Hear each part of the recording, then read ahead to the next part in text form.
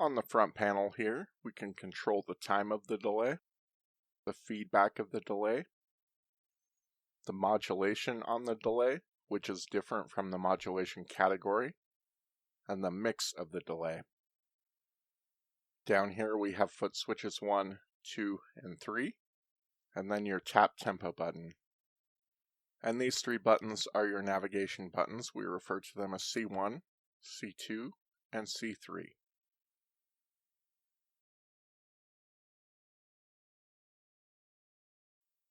On the back of the pedal, we have a left in, a left out, a right out, an expression jack, a MIDI in and MIDI out, a USB Type-C connection for upgrading the firmware, and our power jack that is 9 volts DC center negative and requires at least 300 milliamps.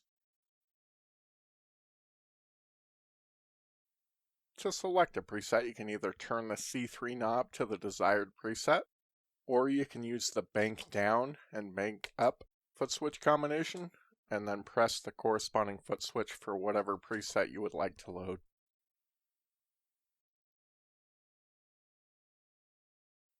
In order to edit a preset, you can make any adjustments you would like to the primary parameters on the face of the pedal. These are time, feedback, modulation amount, or mix. You can also adjust whatever you've set as your favorite parameters on C1 or C2. If you want to enter deep editing, go ahead and click C3. This brings you to a categories page. You can change the categories by scrolling with C3.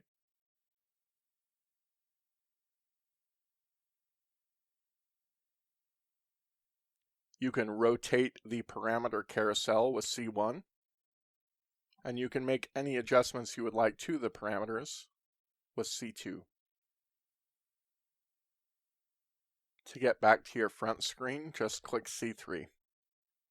Once you've made any edits that you have not yet saved, you'll see this little icon under the number. That indicates you've made changes that you have not saved yet.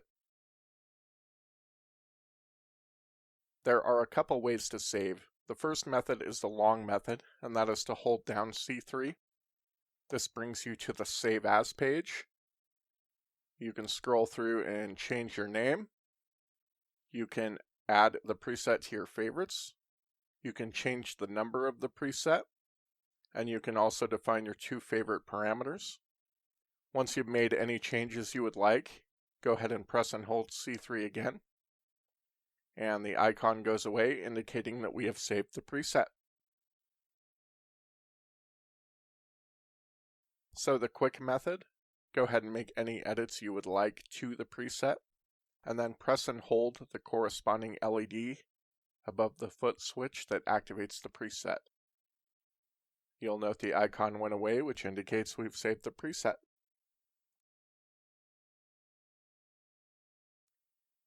If you were in the Save As screen and you want to exit out of it, you can just go ahead and press any of the foot switches.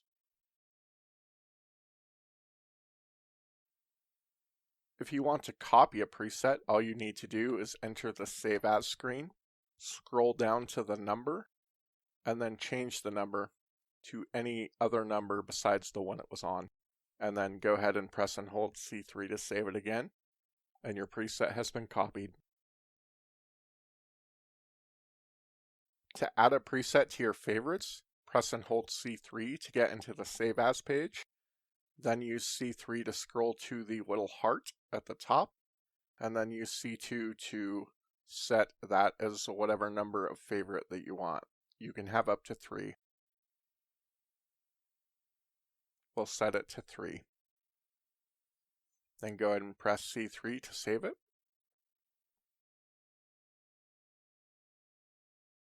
If you want to access your 3 favorites, go ahead and press foot switches 1 and 2 and hold them. And then press the corresponding foot switch to load it.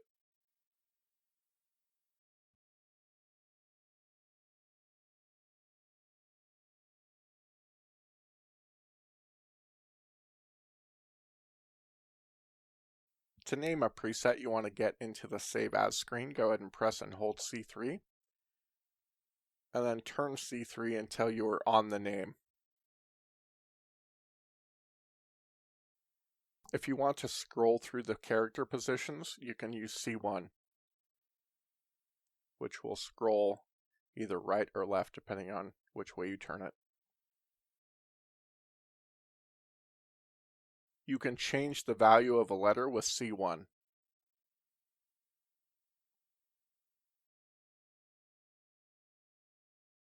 If you want to delete characters, you can tap C3.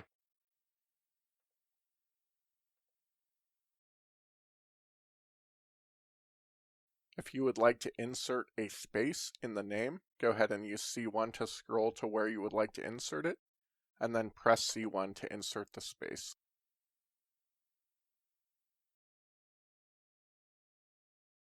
If you would like to erase the entire name, press and hold C1.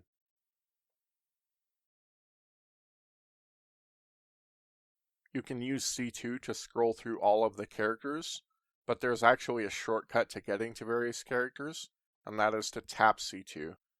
It'll cycle to lowercase, symbols, numbers, uppercase, and back to lowercase.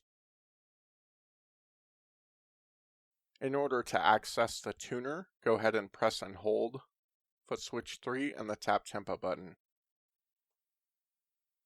You'll also note that you can change the reference frequency if you'd like with C1. And you can also change your output type to mute the sound.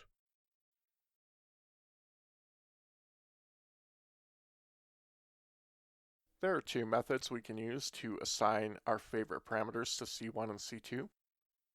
The longer method is to press and hold the C3 button so we get into the Save As page. Then scroll down to C1 or C2, whichever you want to set, and use the corresponding knob to cycle through the things that you can set on it. Once you've chosen, go ahead and press and hold C3 to save it.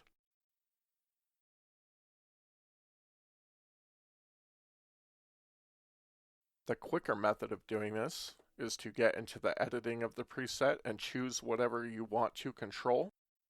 So in this case, we'll do speed. And let's say we want to assign speed to C1. We can press and hold C1. And that favorite parameter is now controlled on C1. You'll note above speed here, we have two bubbles. The left indicates C1 and the right indicates C2. We can see here that we are controlling speed with C1 because the bubble is solid. So let's scroll to a different parameter. Let's say we want to assign depth to C2. We can just press and hold C2. We see the bubble appears and we see the right one is filled in, indicating that C2 is controlling the depth. Then go ahead and exit back to the title screen and save your changes. And you're done.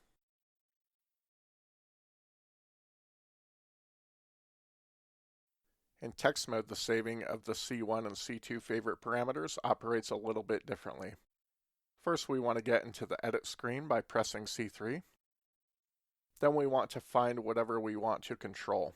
Now remember, in text mode, each knob corresponds with a setting. So for instance, the type corresponds to the time knob because it's up here in the left-hand corner. So if we want to control the type with C1, we would hold down C1 and then turn whatever knob corresponds to the setting on the screen. Now we can go ahead and exit back out to the title screen, and we can see the type is now controlled with C1. To control something with C2, do the exact same thing, except press and hold C2, and you should be good to go.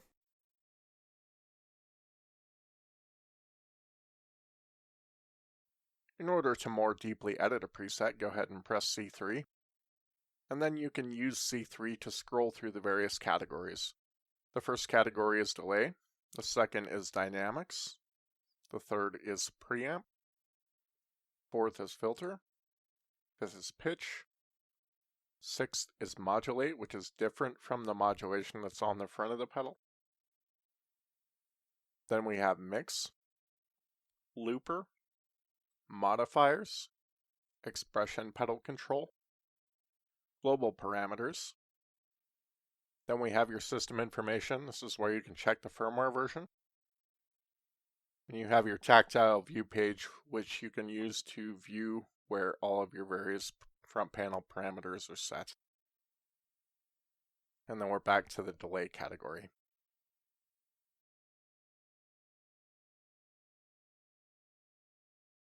Now let's scroll over to the Modulate section.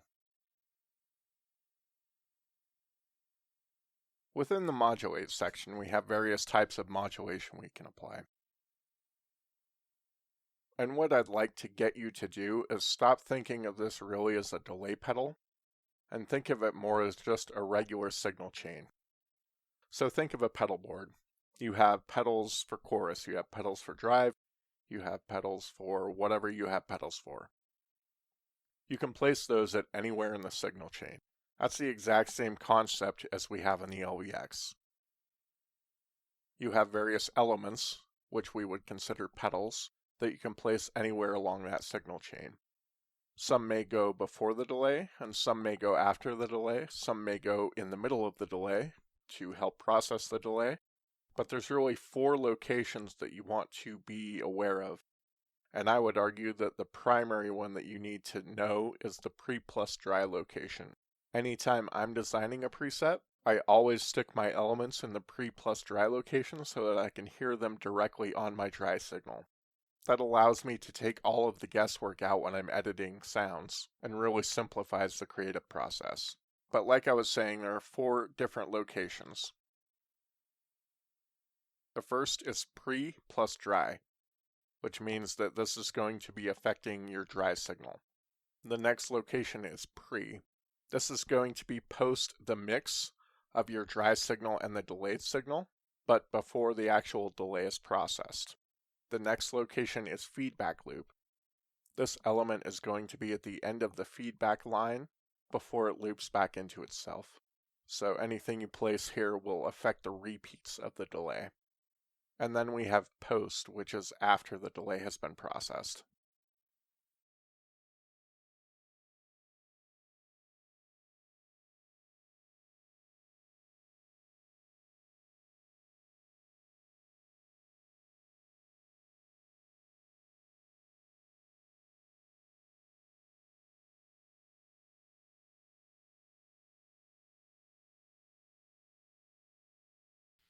So we're going to be going through the modulation category, which is different from the modulation on the front of the pedal.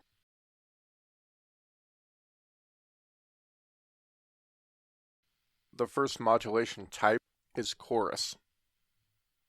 The things we have access to on the chorus, we can choose the location of the chorus. Right now I've put it on my dry signal so that we can hear it. We have control of the modulation speed, the modulation depth, the mix of the chorus. If you want vibrato, just go ahead and set that to 100%. And let's hear it.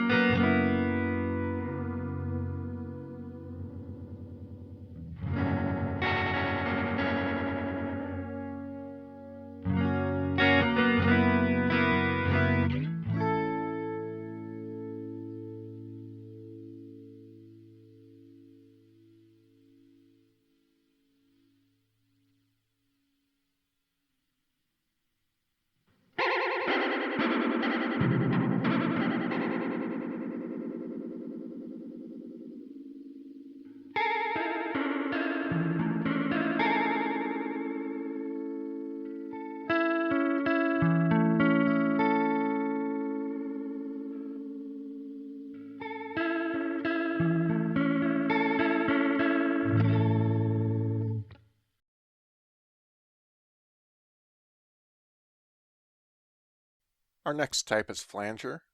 We have control of the mix of the flanger, the feedback on the flanger, the depth of the modulation, and the speed of the modulation, and again the location, which we've put on the dry signal. So let's go ahead and hear it.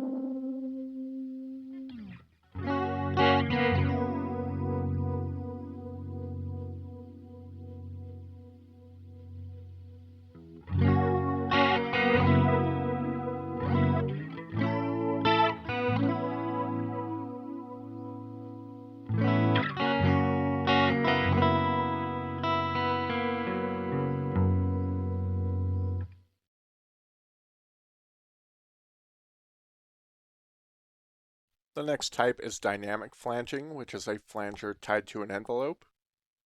We have control of the mix, the direction, which can be down, both, or up. We have control of the feedback, the depth of modulation, the attack speed, and the location.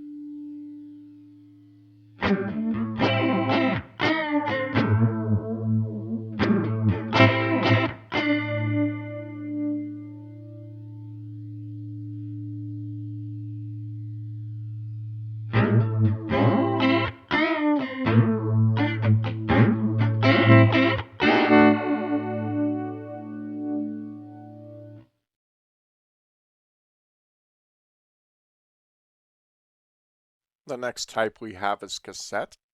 We have control of the mix, the lows, the highs, static, crinkle, and slip, along with the location.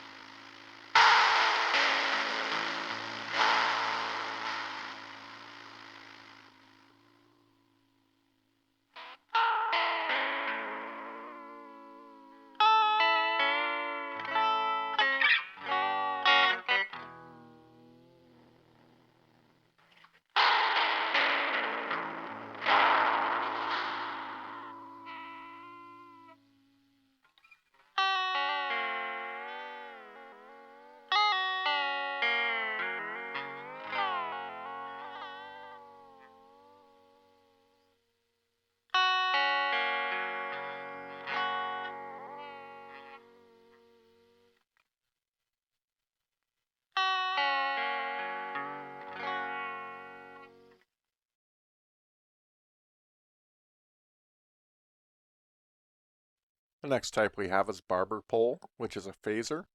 This offers continuous shifting up or down. We have control of the direction. We can go down, up, or both. We have control of the phaser feedback, the speed of modulation, and the location.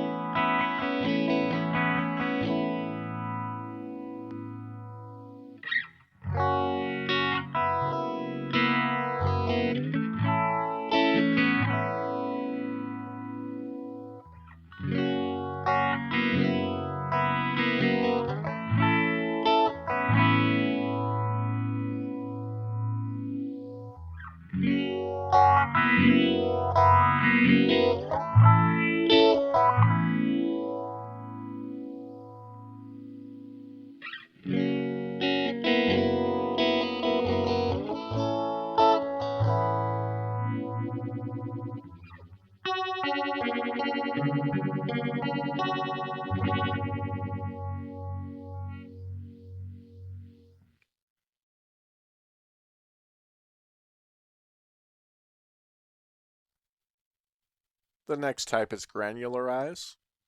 What granularize is it basically takes audio, chops it up into little bits, and then plays that back to you in ways that you specify. We can control the direction of the feedback, which can be reverse or forward. We can control how those grains are spread across the stereo spectrum. We can control the repeats,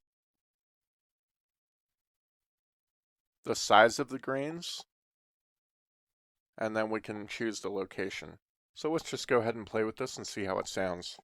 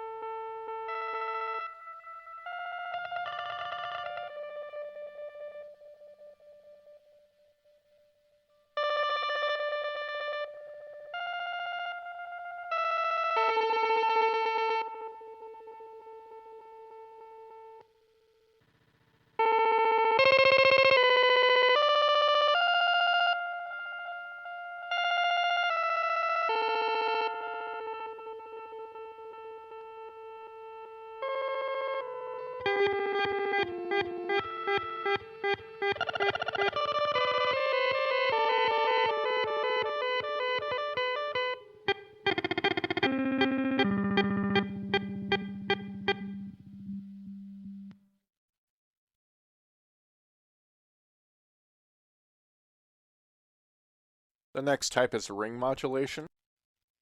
We have control of the mix, the wave shape, the frequency, and the location.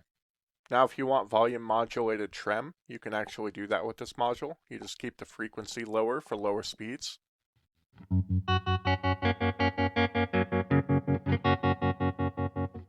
And we can change the wave shape, for instance, if you want different wave shapes on your tremolo.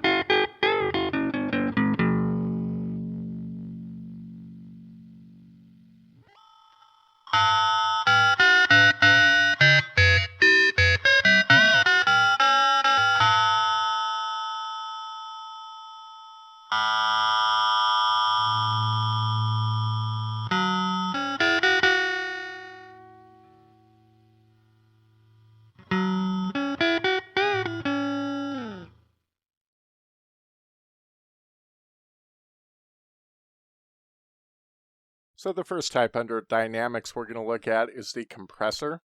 We have control of the location, which I put on the dry signal. The threshold, which is the threshold at which compression happens. The lower this value is, the sooner your signal will compress. You have control of the ratio, which can be as low as 1:1 all the way up to 40:1. And you have control of the gain to make up for any volume loss with your compression settings. You also have control of the attack time and the release time, and the mix.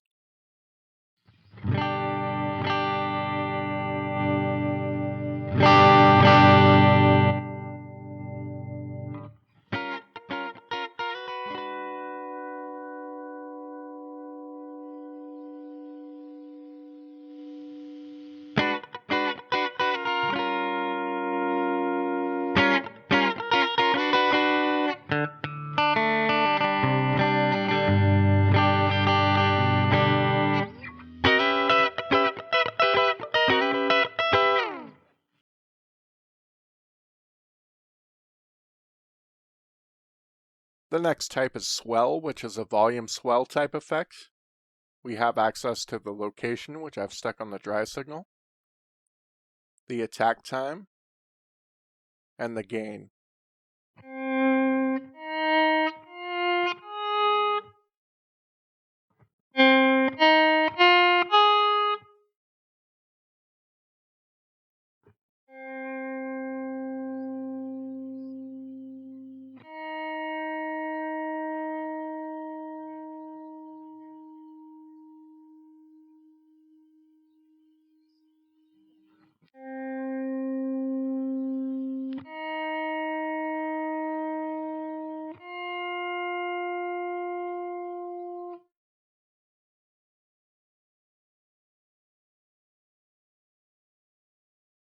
So the next type is diffusion.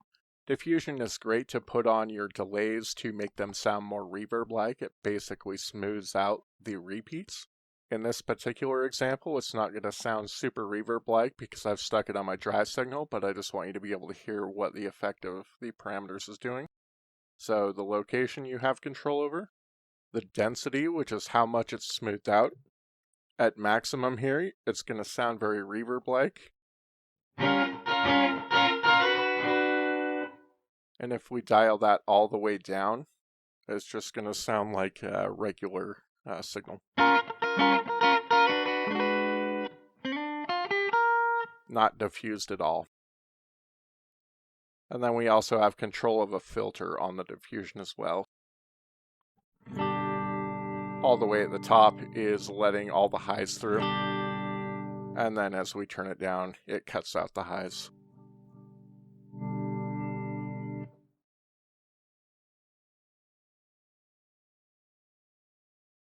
Next up is the limiter, which is kind of like a harsh compressor. You're basically setting a shelf at which compression happens, and then if it reaches that threshold, everything is compressed hard. So we have control of the location, the threshold at which the compression happens, the gain, the release time, and that's it.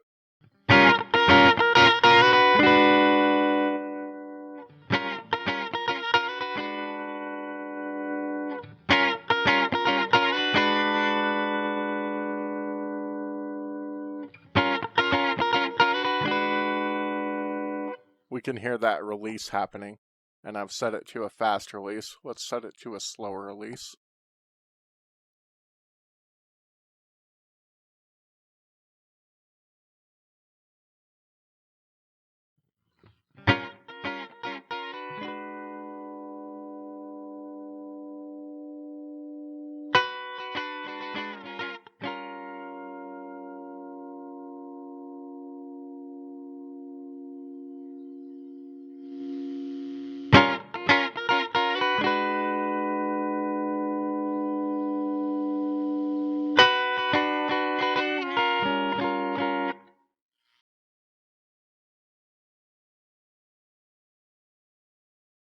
Our next type is the volume pedal under the preamp section.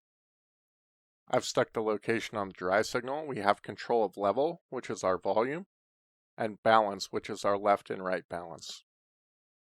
Now, a good use of the volume pedal is you could hook up an LFO to modulate the level, and all of a sudden this becomes a trem. Or you could hook an LFO up to balance and have it modulate the balance and pan your signal back and forth. So really nothing super interesting here, but I'll let you hear it anyway. Level is controlling the guitar signal's level.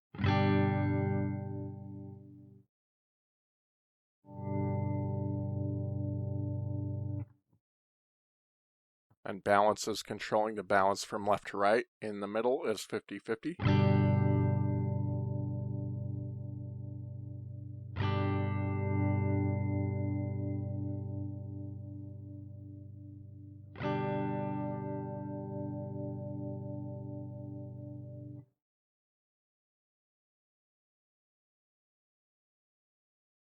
The next type we have access to is tube, which is good for mid-boosted signals. We have control of the location, the gain, and the level.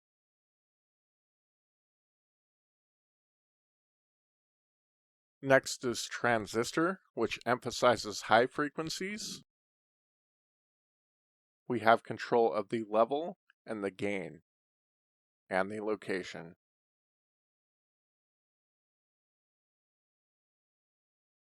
Next is op-amp, which is a broadband boost that de-emphasizes the low end. We have control of the location, gain, and level.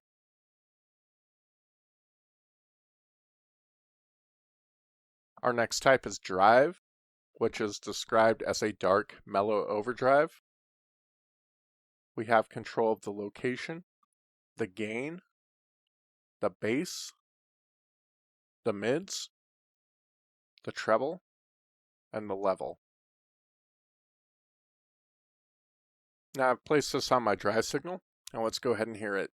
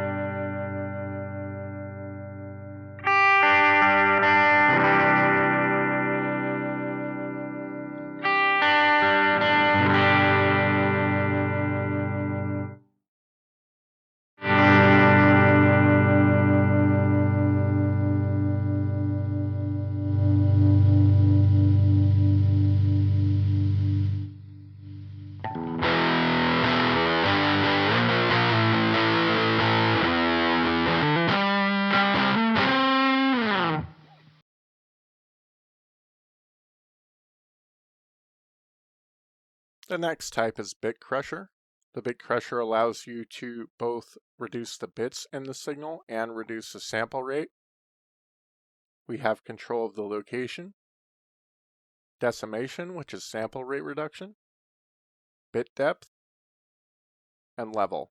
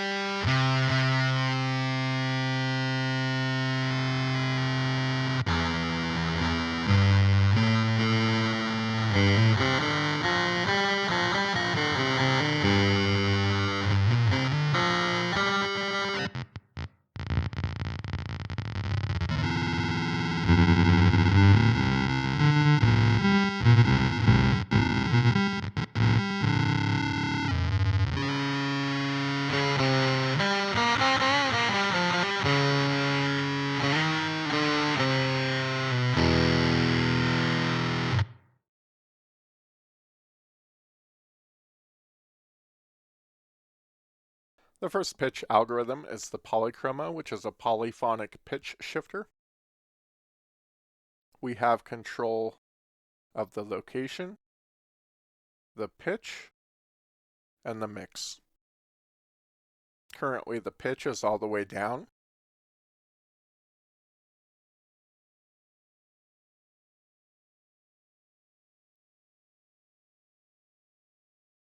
If you have the pitch in the middle, exactly 50%, there will be no pitch shifting.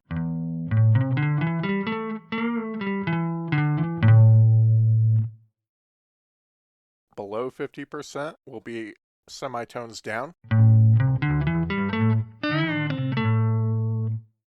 And above 50 will be semitones up.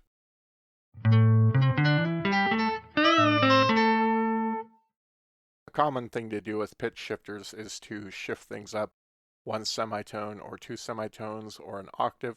The octave is easy because it's just all the way up or down, but anywhere in between can be confusing.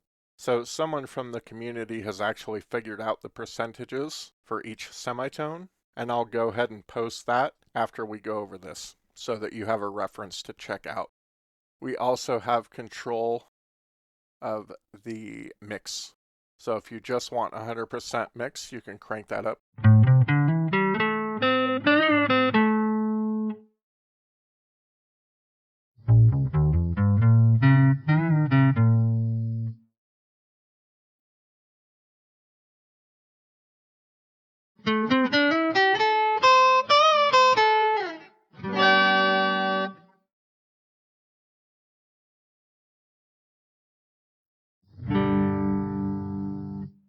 And we can hear there that that works on chords because it is polyphonic.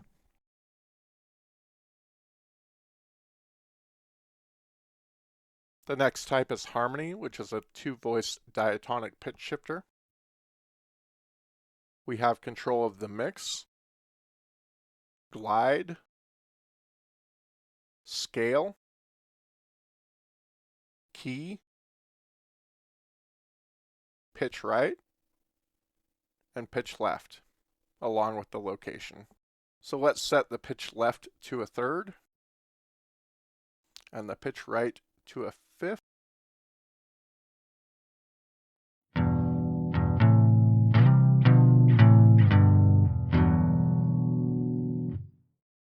You can control the key. You can do any of the various keys. We're going to keep it at C. You can do the scale. You have major, minor, harmonic minor, melodic minor, double harmonic, Lydian penta, and pentatonic. Glide can be set on or off. And then we have our mix again.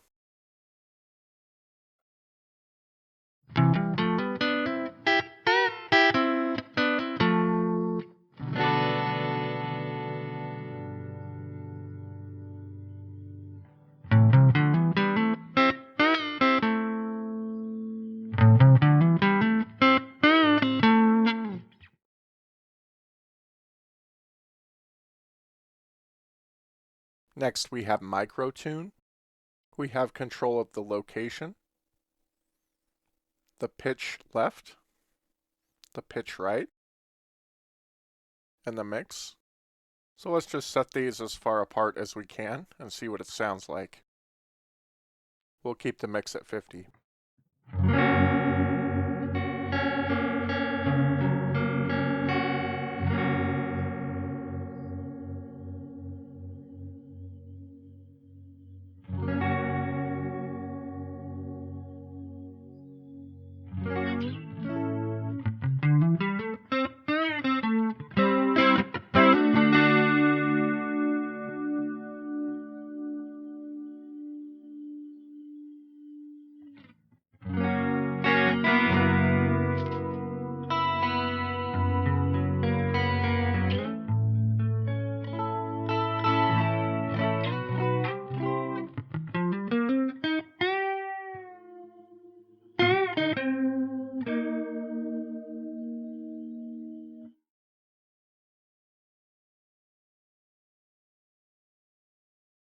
Next we have monochroma, which is just a monophonic pitch shifter, which means it doesn't work with chords well, and is designed more for lead notes.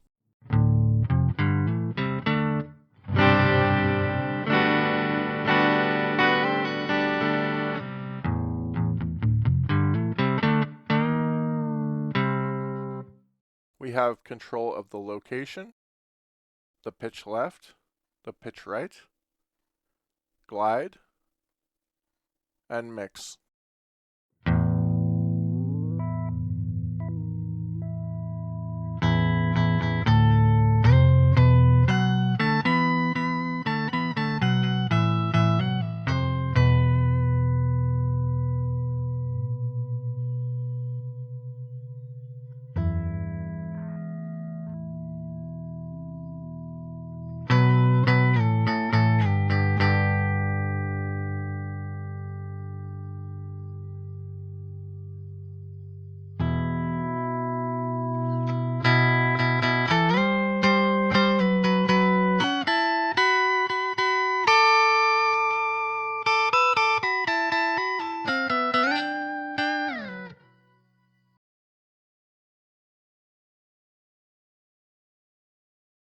Next we have lo-fi, which is doing lo-fi pitch shifting. We have control of the mix, the pitch right, the pitch left, and the location.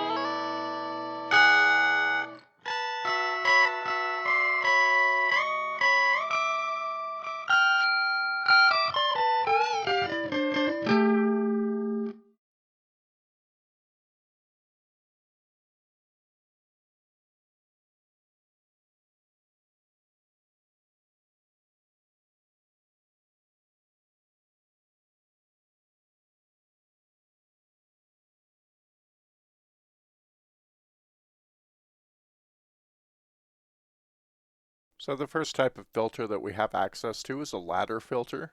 We have control of the location, which I put on my drive signal, the frequency, the resonance, the topology, which can be low pass, band pass, or high pass, and the spread.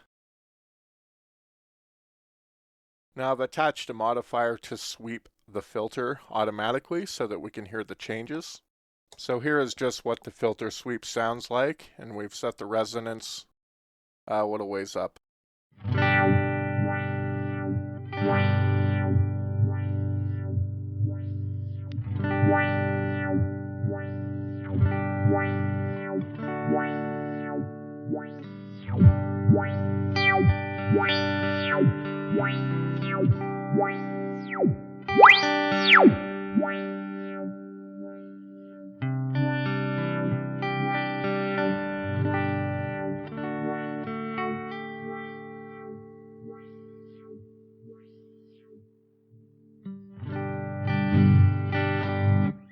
Now it's important to note when you're doing modifiers and you're sweeping through, whatever you've set this at is going to be your maximum.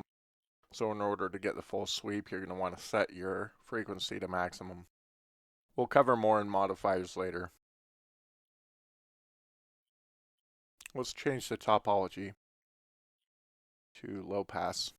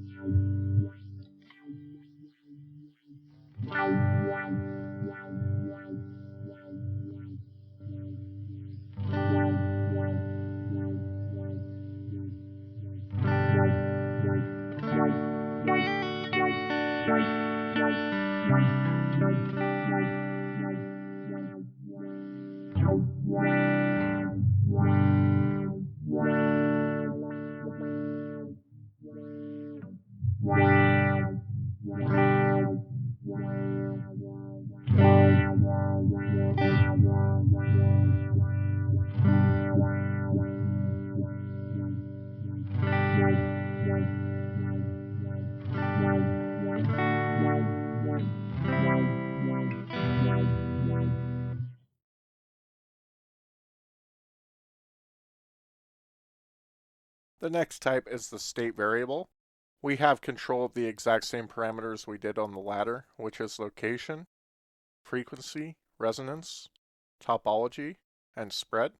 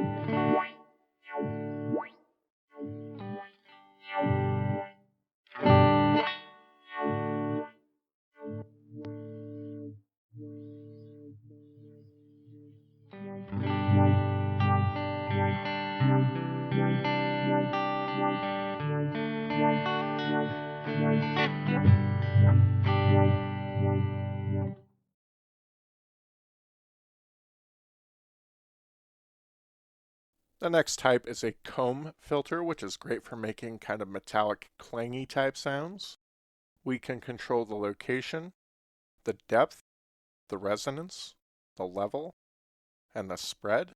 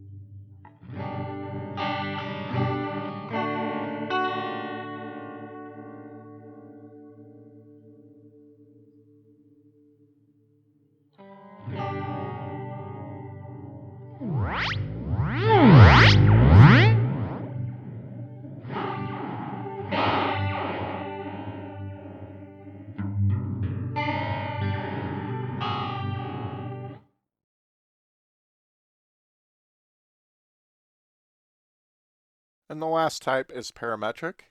We have access to location, frequency, resonance, topology, gain,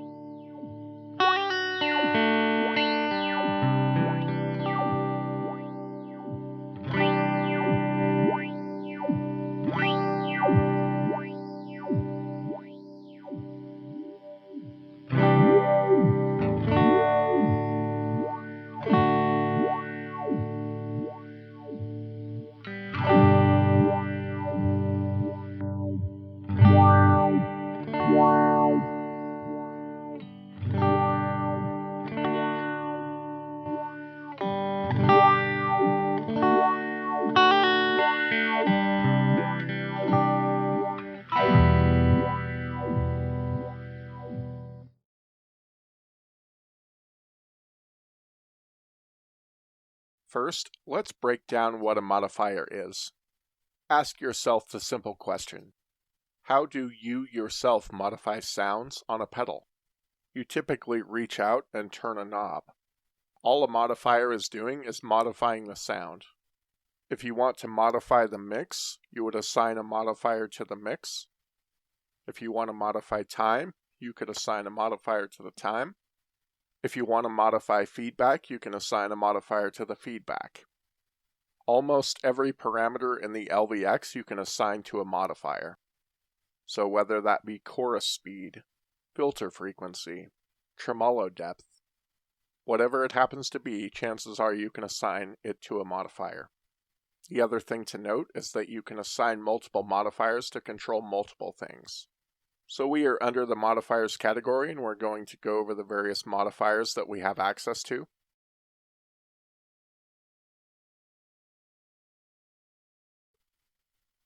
The first modifier we have access to is LFO. An LFO is a low-frequency oscillator, and these are typically used for different types of modulation. So if you have a smooth trem, it's using a sine wave LFO. If you have a choppy trem, it's using a square wave LFO. We have two LFOs in the LVX that we can use. These are designated as LFO-A and LFO-B. On each LFO, we have control of the speed, the tap division, the shape, which can be triangle, sine wave, square wave, 3 steps up, 3 steps down, 4 steps up, 4 steps down, ramp up, and ramp down. Then we have the assign parameter. This is where we assign it to control something. We have control of the minimum and the maximum value. As I mentioned previously, if you want to get the full sweep of any value of a parameter, make sure you have the parameter's value initially cranked all the way to 100%. Then we have the exact same controls for LFO-B.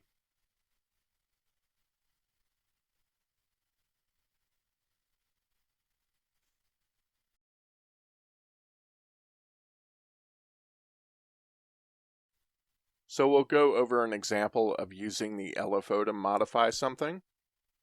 It's a good time to go over one of the things that I glossed over when we were going over the pitch section, and that's the glide parameter. So let's choose a pitch category that has glide available. We'll put this on our dry signal so we can hear it. we have control of pitch left, which is set at a third, and pitch right, which is set at a fifth.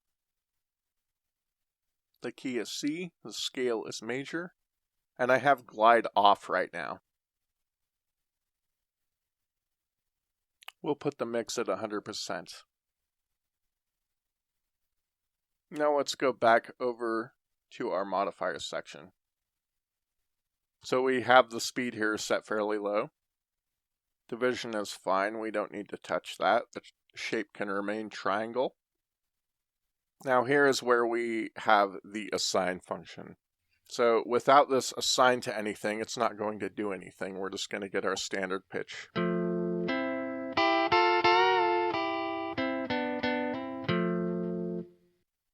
As we start turning this knob, we'll be going through the parameters that we can control with the modifier. So we want to be in the pitch section. The left hand side is the category and the right hand side is the parameter. So now we're in the pitch and we're controlling pitch left, pitch right. We can control the key, the scale, the glide, or the mix. Let's go ahead and control the pitch right. Then we have our minimum set at the absolute minimum and our maximum set at the absolute maximum. Let's hear what that sounds like.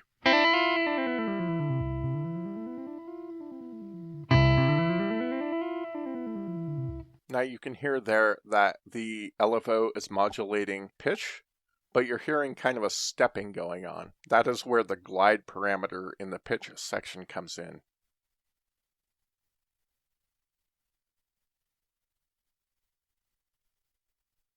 If we turn glide on,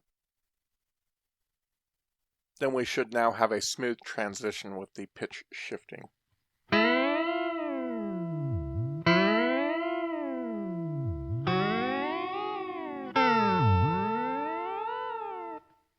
So your whammy type effects there, you'll want glide on, but if you want it stepped, you can turn that off. Again, here's the difference.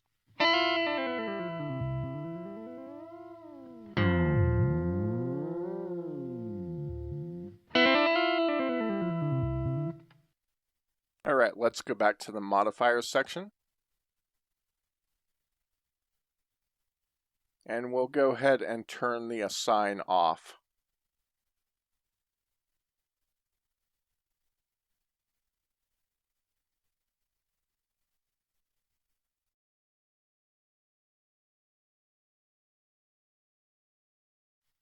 Next up we have envelope. A good example of the envelope modifier is an auto wah. You have control of the attack time, the decay time, the envelope shape, which can be linear, exponential, or clipped attack. We have control of the parameter that we assign the envelope to, and then the envelope minimum and the envelope maximum.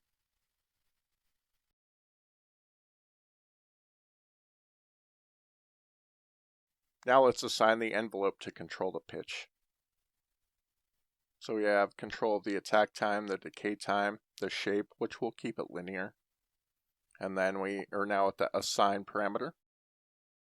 So we can put that to pitch. And let's hear it.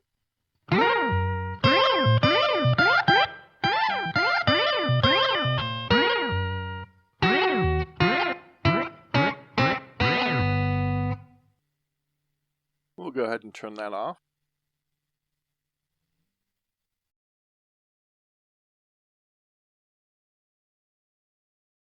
Next, we have a sample and hold, which is like a random number generator. We have control of the speed, the tap division, the parameter that we assign it to, the minimum, and the maximum.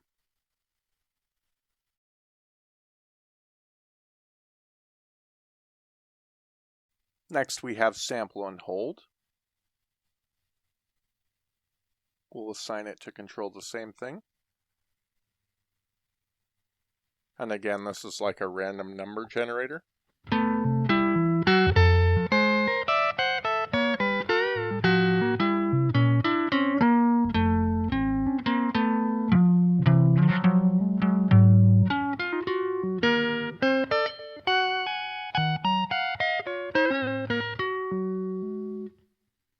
Okay, we'll go ahead and take that off.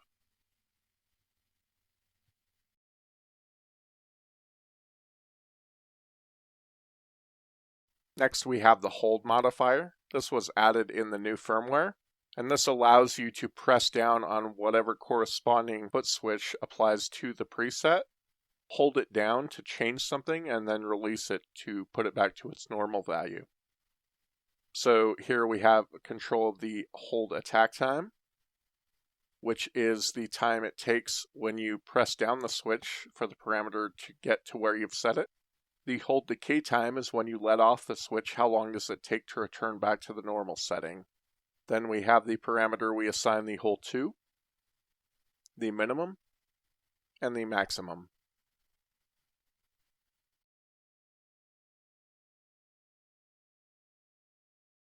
Next we have the hold modifier. We'll go ahead and assign that to the same thing.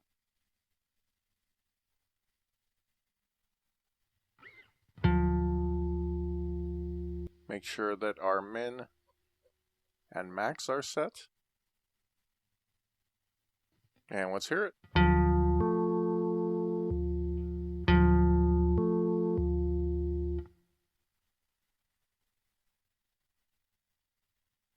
So our hold attack is set to nothing, which means that when we press this, it's an instantaneous change.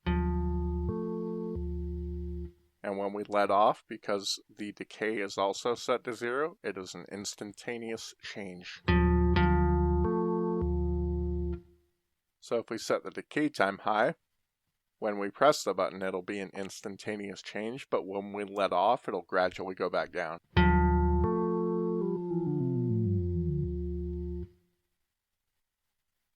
And then let's turn the attack time up. So both the ramping up to the pitch and ramping down is going to be a gradual change.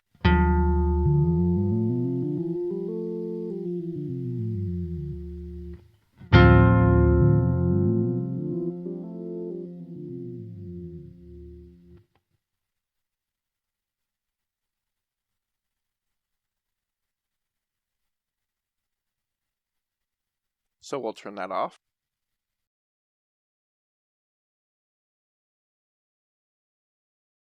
The next modifier is sequencer. Sequencers are great for repeating patterns. We have control of the speed, the tap division, the parameter that we assign the modifier to, and then all of our sequencer steps. You can have up to 16. If you want to skip a sequencer step, just make sure that the value is all the way to the bottom.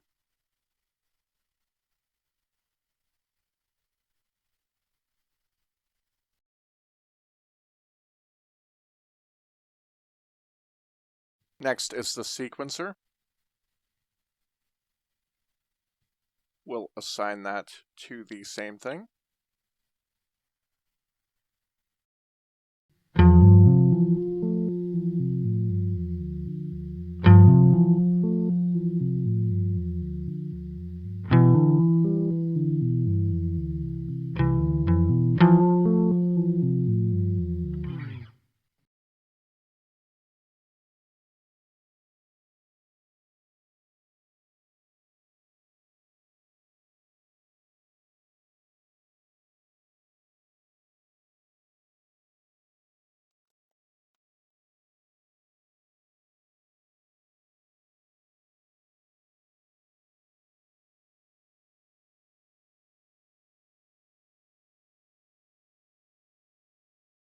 The next category we'll go over is expression pedal.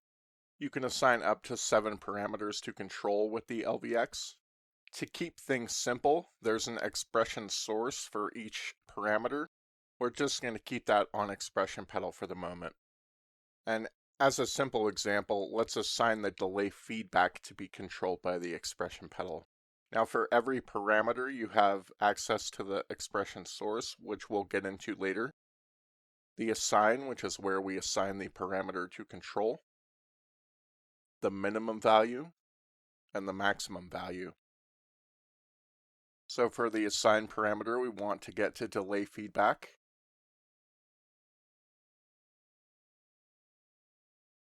And remember, wherever we set the feedback maximum is the toe down position on the parameter that we're controlling. So if you want more limited range from heel to toe down, you would put this at a lower setting. So that's defining the max amount you can have. So at this point, we'll just put it to 100%. Let's turn the mix up here so we can hear the delay.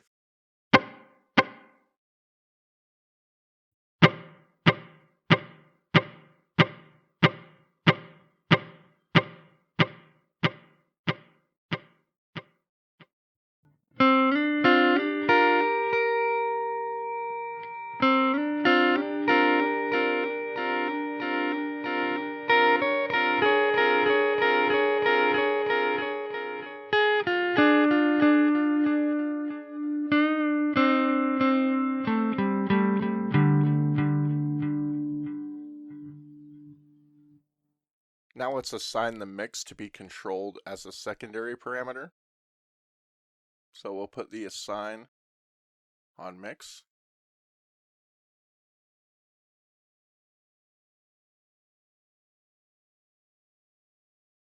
We'll set our minimum value a little ways up, and our maximum value not quite at full. And let's hear it.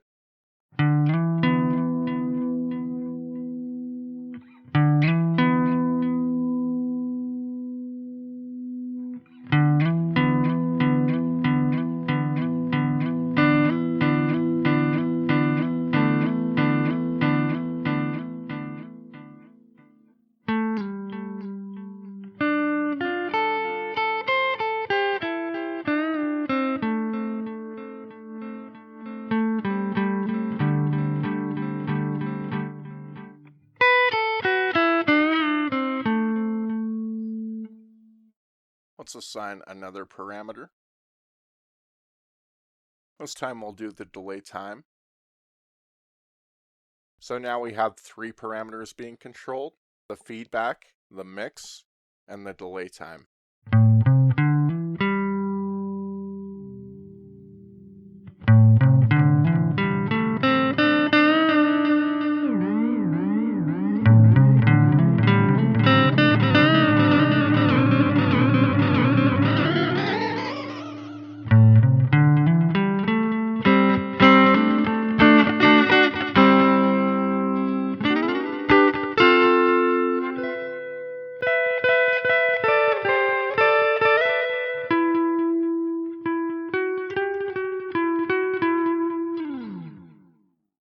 Now let's go ahead and unassign those parameters.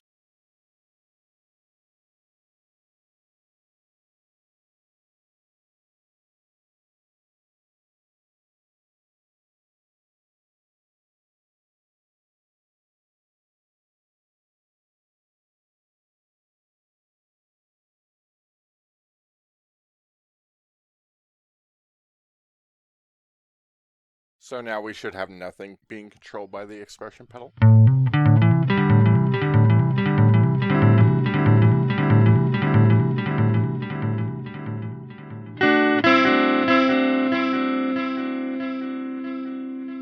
As we can hear, there's no effect. So let's concentrate on the source parameter. Now typically you would just have the expression pedal as the source if you're using expression pedal control. But with the new firmware update, what the LVX allows us to do is set the source to be any one of the modifiers.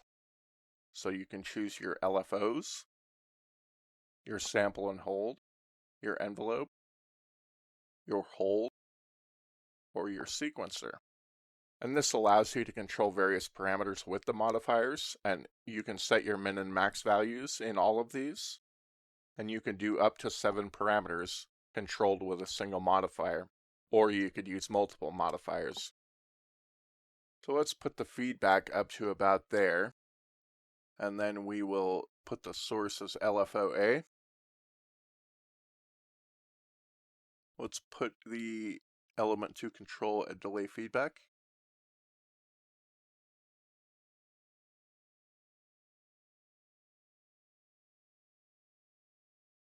And then let's do an adjusted minimum and maximum. So now we should have an LFO controlling the feedback between those two settings.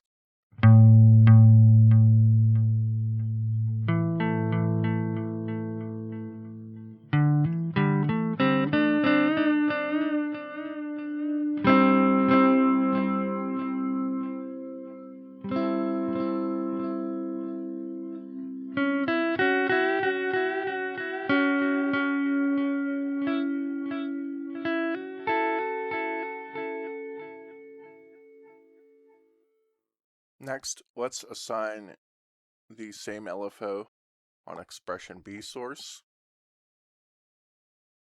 Then let's put the assign to delay time just to hear something obvious.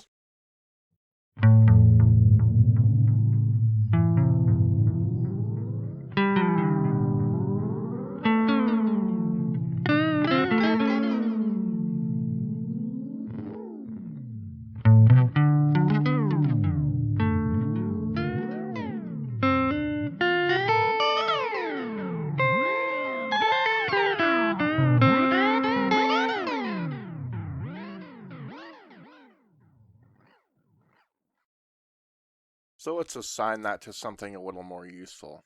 Let's go to the preamp section, set that on, and set the type to volume pedal. And remember, on volume pedal we can set the balance, which is the left and right balance. Now let's go back over to our expression pedal control.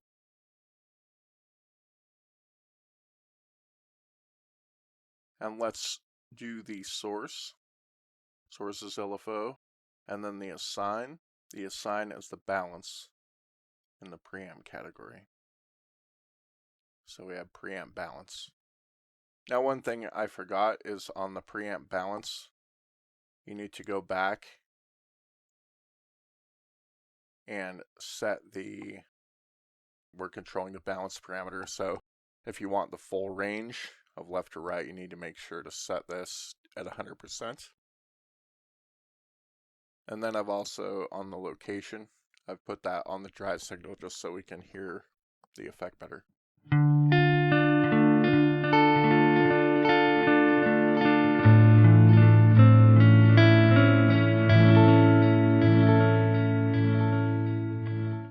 If we turn the mix all the way down, we can still hear the panning that we've set up.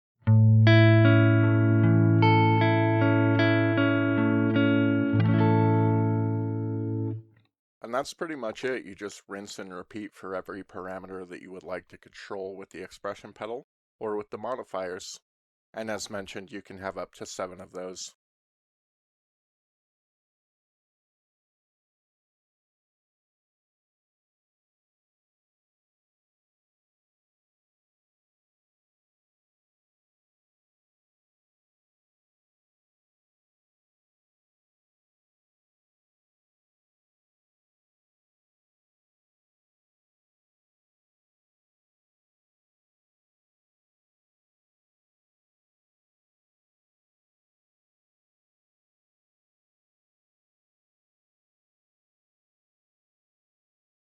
Next, we are going to be going over the looper.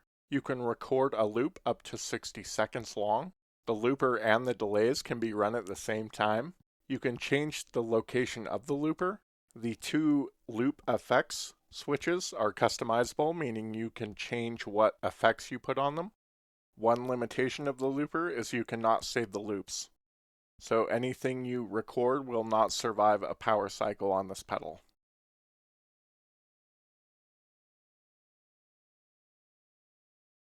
To enter the looper, you can hold the tap switch. You'll notice this icon down here is present, and you're now controlling the looper with your foot switches.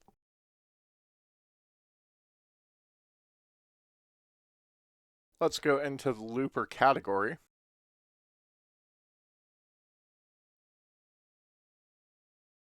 The things we have control over here are location. We can set it to pre plus dry, pre, in the feedback loop, post, or post mix. I'm going to keep it on post mix here. We can adjust the level. We can adjust the feedback.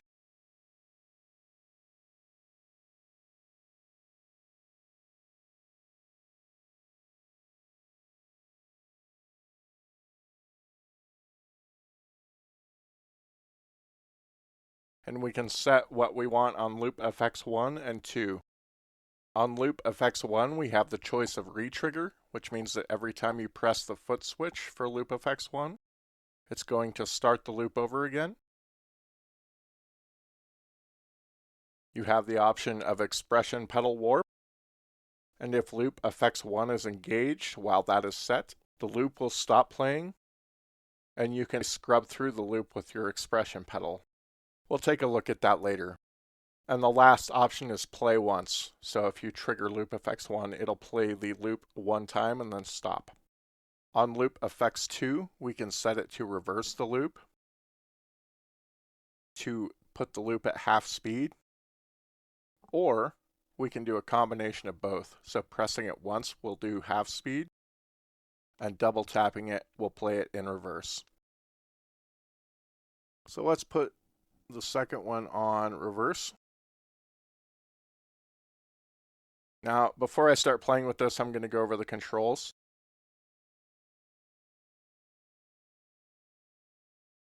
To start recording a loop, you tap number 1, and then you tap it again to set the end of the loop. It will immediately start playing back, and the LED above the 1 here will be lit, meaning that you're still in overdub mode. So if you want to take overdub mode off, you can press it again, meaning that any changes you do after that won't be recorded.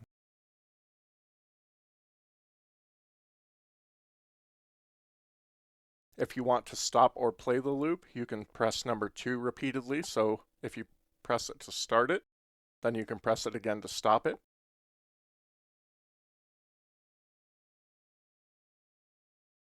To delete a loop, just make sure that the loop is stopped and then press record again. So let's check it out.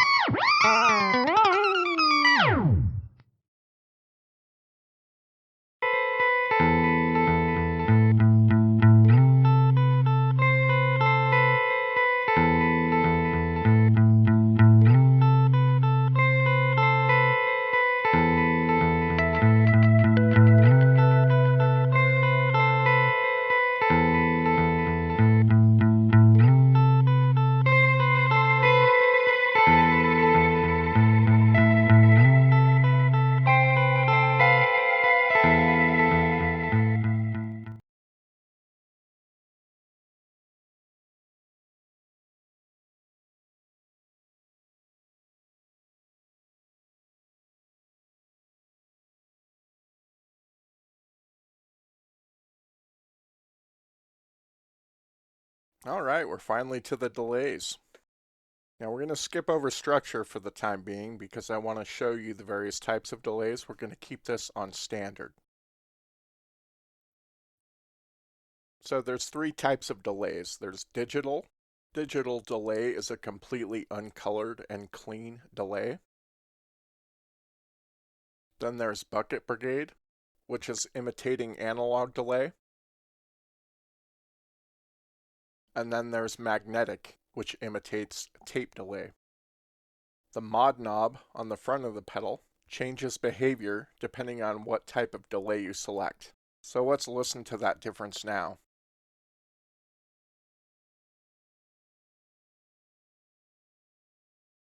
We'll start with digital.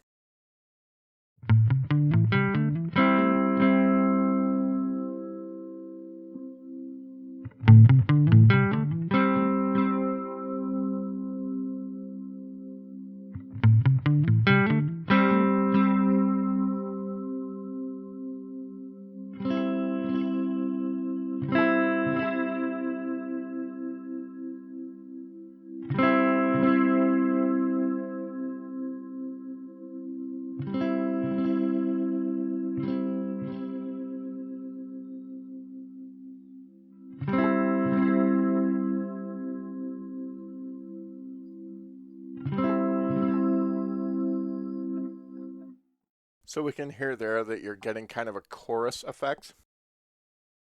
And the LFO speeds up the closer you get to full throttle on the modulation.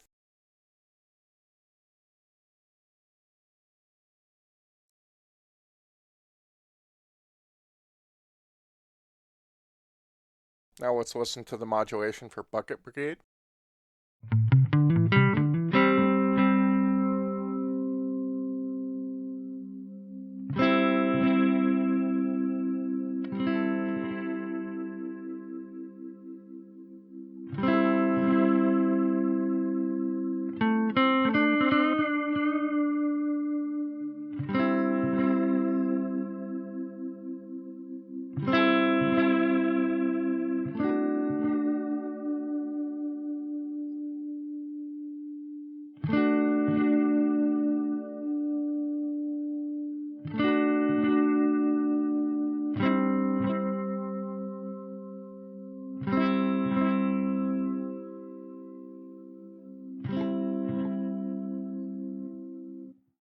So we can hear there, for the most part, the modulation is staying at the same rate.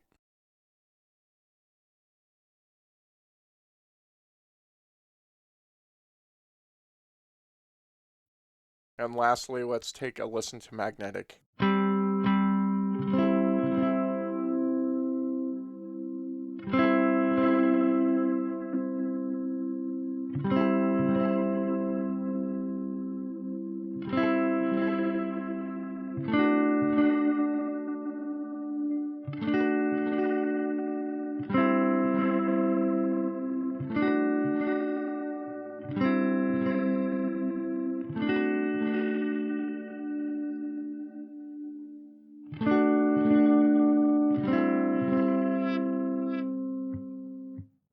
So we can hear there, that's kind of adding a wow and flutter type effect.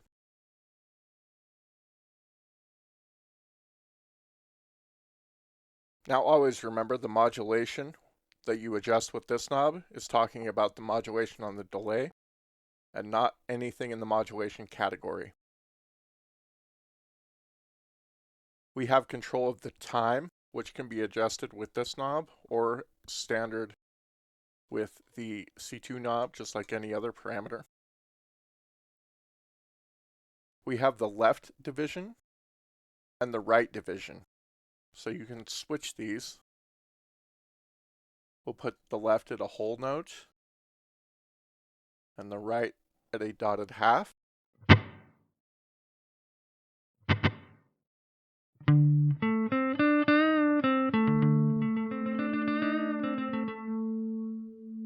And you have the choice of all sorts of different divisions.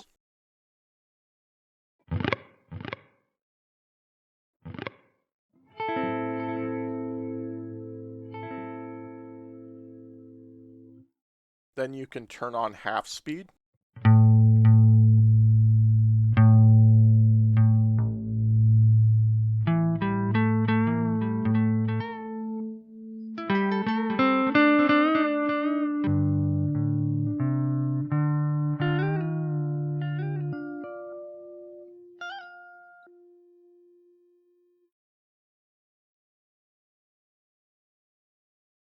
Next we have the feedback, which is the same as this feedback knob. Again, you can adjust it here or here. Crossfeed, as if we have the left and right sides set differently.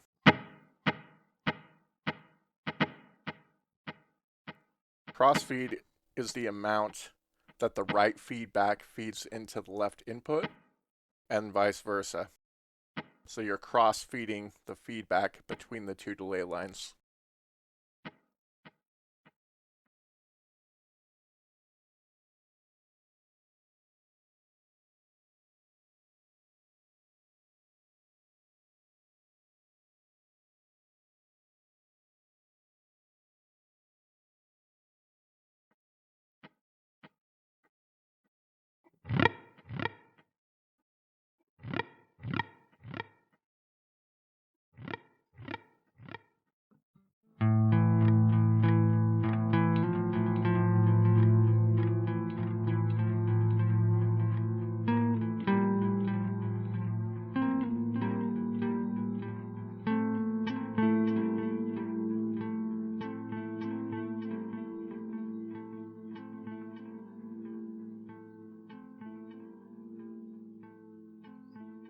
And then mod is the same as the modulation that we adjusted here. Damping does something different for each delay type.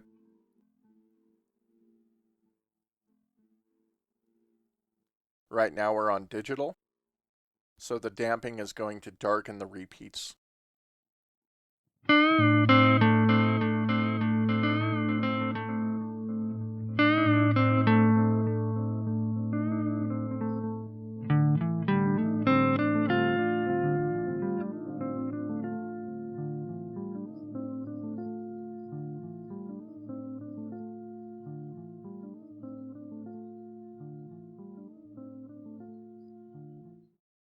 So let's change our type now to bucket brigade.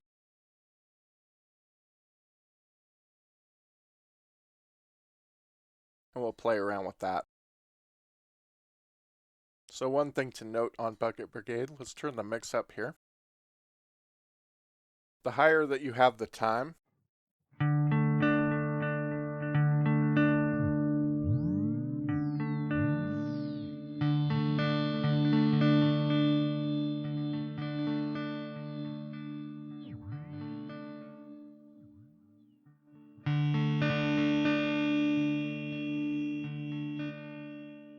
you'll note that buzzing sound. That's clock noise. So the longer you have the time on the bucket brigade mode, the more of that clock noise is going to introduce itself. If you want to dial that out or filter it out, you can go to the dampening and crank that up. And then if you have full time, it filters that out.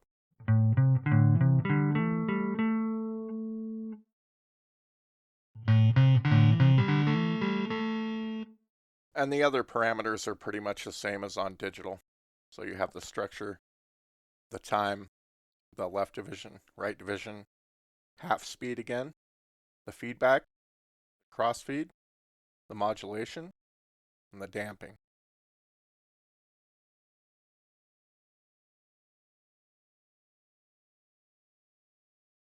Now let's take a listen to the magnetic type.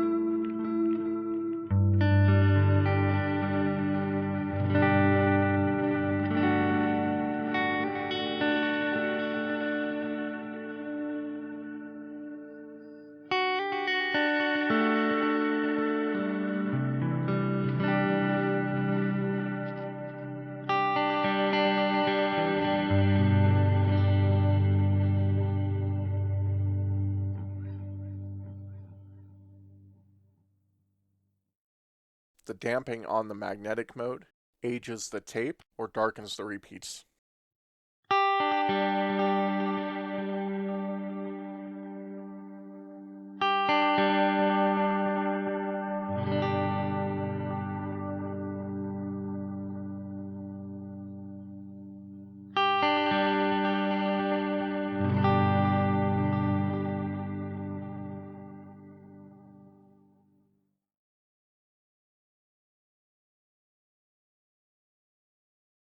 Now that we're done talking about the types of delays, let's move on to the structure. We're going to keep the type on digital. The first structure, which is the one we've been dealing with, is the standard, which is 2 parallel delay lines. On this structure, we have control of the type of delay, the time, the left division, the right division, half speed, feedback, crossfeed, modulation, damping, and back to the structure.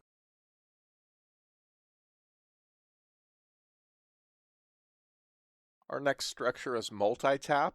This is 2 parallel delay lines with 4 taps on either side. We have control of the type, the time, the left division, the right division, half speed, feedback, crossfeed, modulation, damping. Now we start getting into the tap controls. We have taps 1 through 8. I've reduced the level on every single tap so that we can hear just what one tap is doing. The tap and then the number parameter is controlling the delay time of each tap.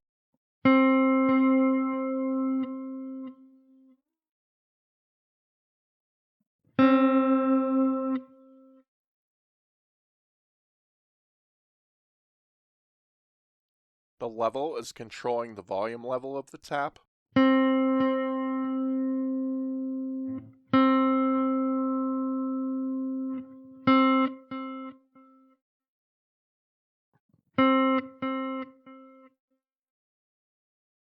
And the pan is controlling the panning of the tap.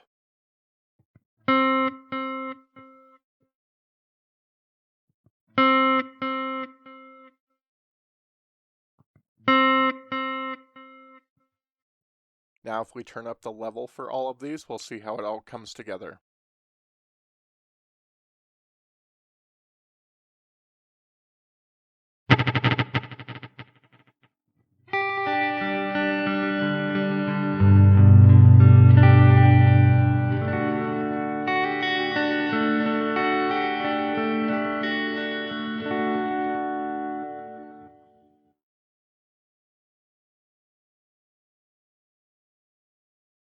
Next, we have multi-filter.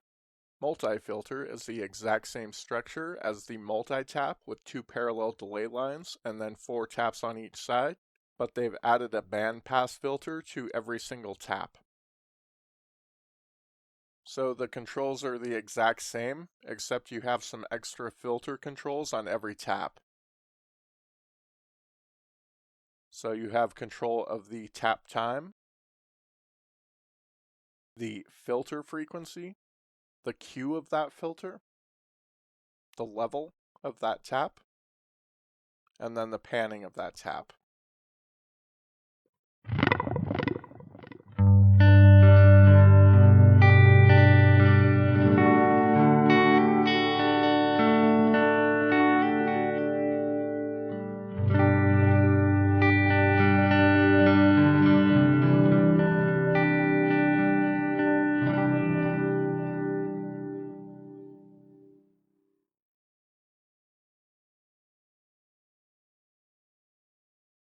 Next up, we have poly. This is the delay structure that was in the polymoon. Each side of the delay gets processed by its own algorithm and spread across the stereo spectrum independently. We have control of the type, the time, the left division, right division, half speed, feedback, crossfeed, modulation, damping, dimension, which is the smearing of the repeats. This is the exact same as the control on the polymoon. So if we turn this up here,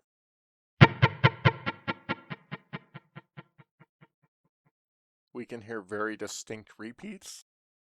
And if we crank up the dimension, these should be more diffused.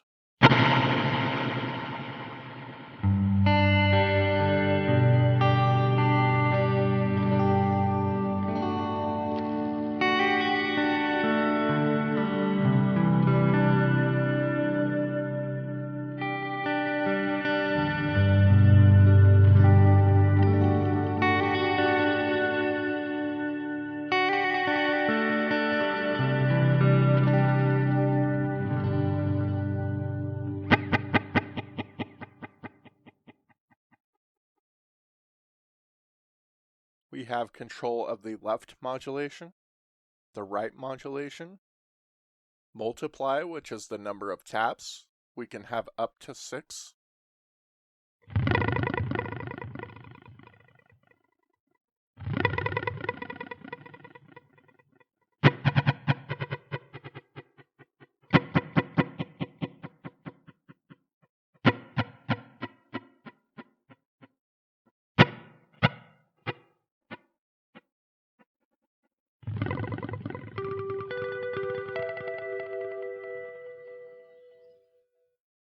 Then we have control of level, and we're back to structure.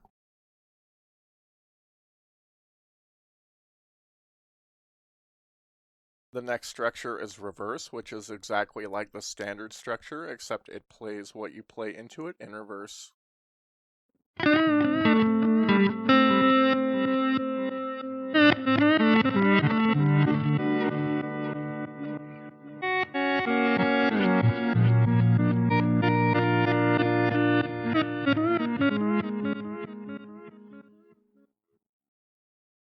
We have control of the type, the time, the left division, the right division, half speed, feedback, crossfeed, the modulation, the damping, and we're back to structure.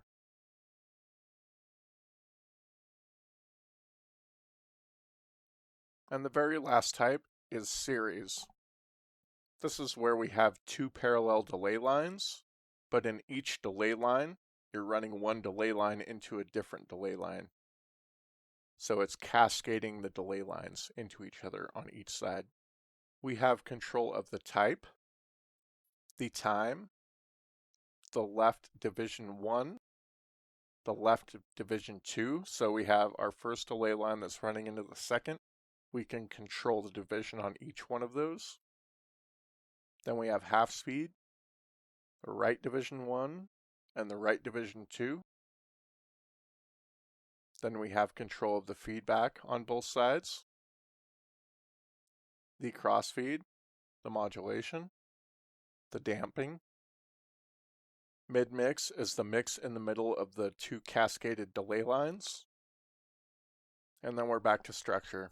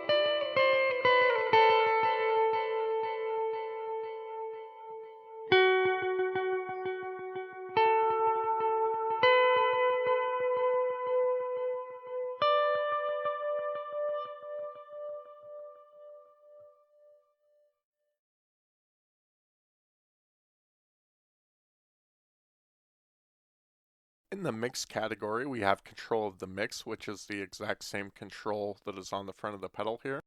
This controls the mix of your dry signal to your wet signal.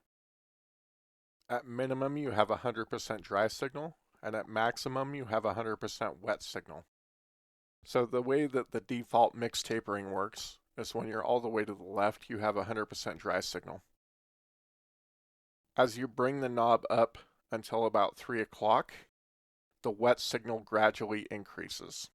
And then from about 3 o'clock to the maximum, dry signal decreases, giving you 100% wet signal when you're at max.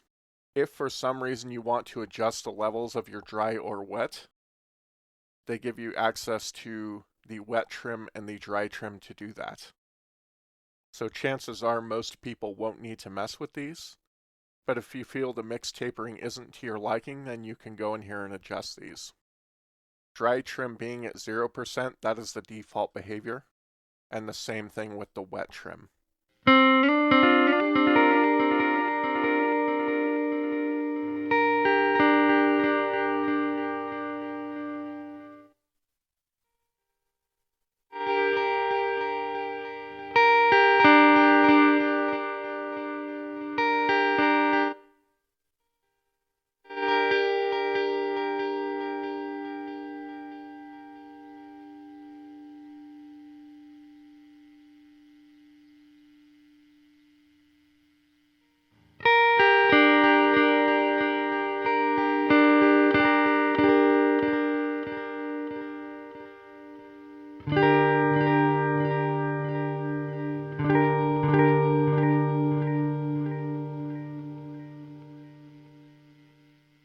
So as we can hear there, when the wet trim and dry trim is set in the middle, which is 0%, they're at equal level, and the level just changes depending on how you set the mix, but you can adjust the level with the wet or dry trim up or down depending on your liking.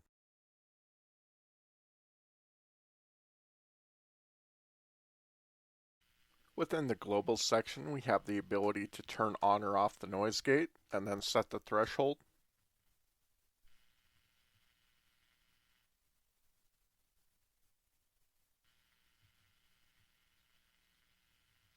We can set our MIDI out to MIDI out or MIDI through. We can set our MIDI channel. We can turn on or off the tactile display.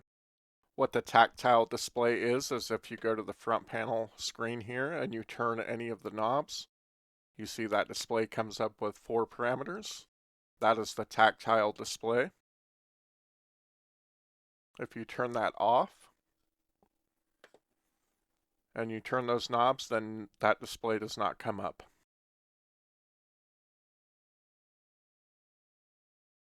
I like having it on, so we'll keep it on.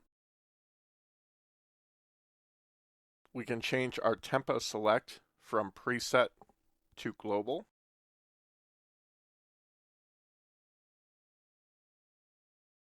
Our tempo display can be either in milliseconds or BPM.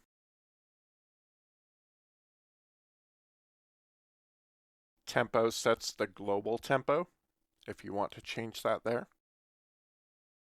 Tuner out controls the output when you're using the tuner, whether you want that muted or not.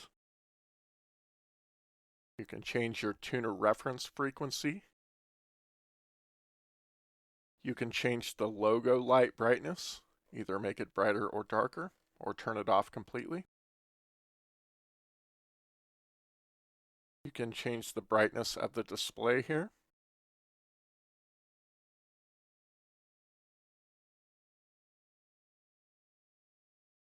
You can set kill dry on or off. You can set your input level to instrument or line level. If you experience any clipping, you'll want to set that to line level.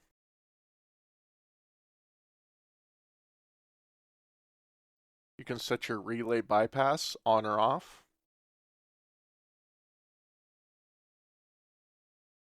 You can set tap glide on or off, meaning if you tap in a new tempo, do you want that tempo to gradually increase to that new tempo? Or do you want a hard cutoff where it just automatically switches? You can turn delay trails on and off, which is when you turn on or off the pedal. Are the trails going to fade out gradually, or are they going to cut off immediately? You can set spillover on or off, which means if you change presets, is there going to be spillover between the presets, or do you just want that to cut off? You can change whether you're in graphical view here or text view.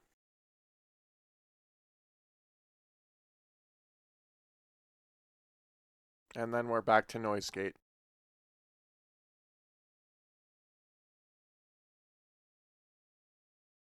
Alright, now we get to the fun stuff. In this section, I'm going to run through creating some presets. Now for every one of these examples, I've loaded kind of a blank patch. The only thing that is going on is a digital delay.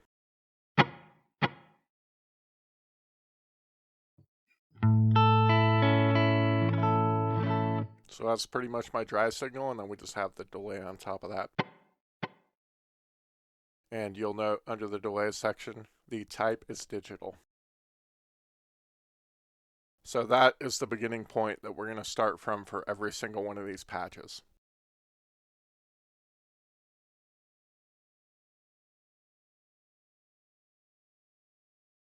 So let's say the first thing that we want to tackle is a slapback delay. Slapback delay is typically 75 to 200 milliseconds. We have a time knob here. We can adjust that. And that sounds pretty decent. We'll put the mix down.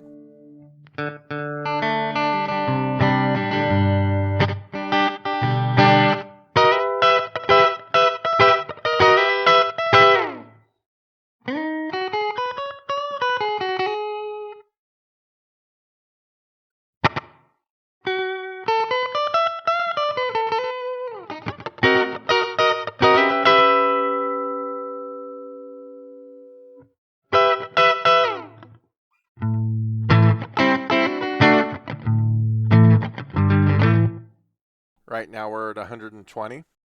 So slap back delay is around 75.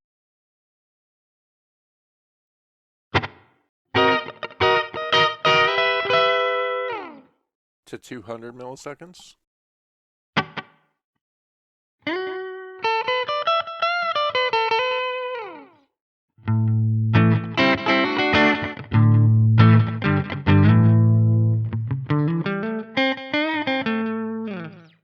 If you wanted to darken the delay, you could use a filter.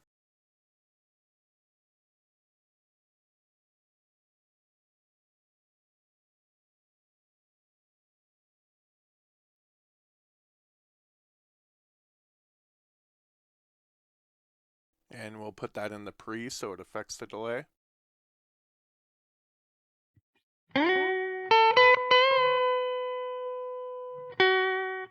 So we can hear there we've kind of dialed the high ends so much out that you can't hear much delay. Let's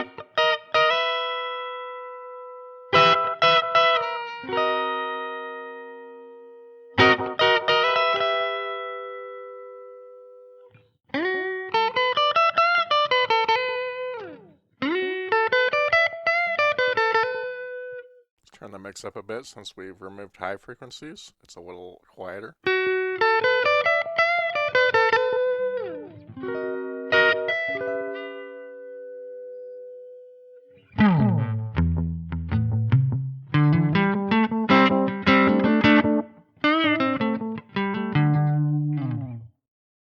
Alright, once we've got something that we're happy with, we can go ahead and hold C3 to get into the Save As page, and then let's name this. We'll do TPR slap.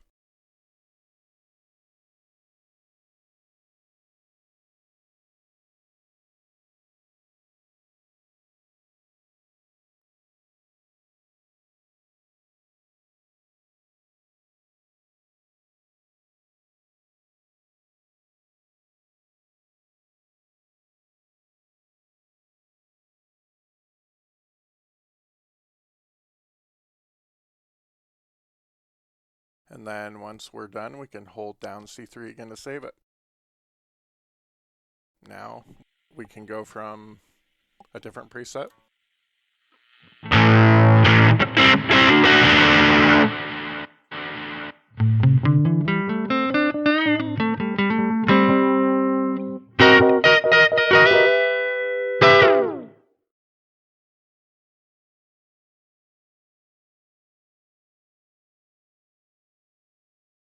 So next, let's set up a dotted eighth. Dotted eighths are great for playing rhythmically, typically with the mix about halfway up, so you can't really tell the difference between the repeat and the original signal. So let's go to our delay category.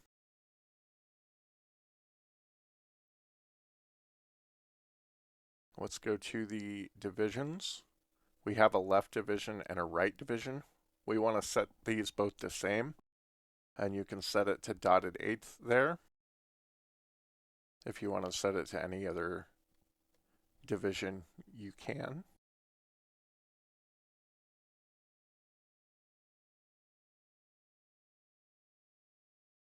But because I don't want any differentiation between the left and right, we're just going to set the divisions the same. And then we can go ahead and tap in our tempo. And we should be good to go.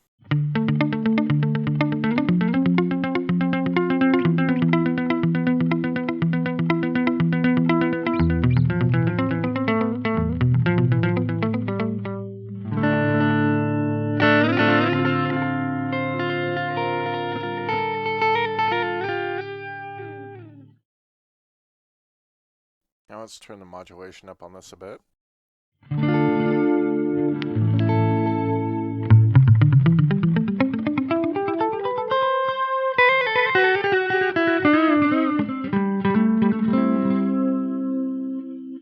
Alright, I'm pretty happy with that. Let's go ahead and save this. We'll name it TPR dotted.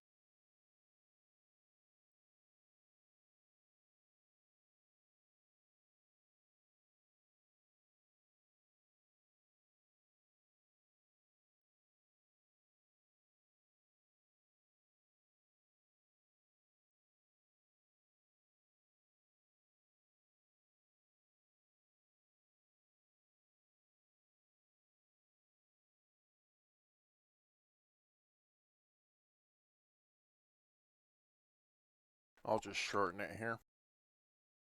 And then we hold C3 again to save. So we have our slapback that we created previously.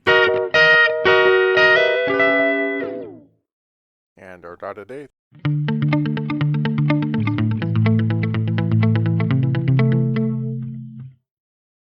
Alright, moving on.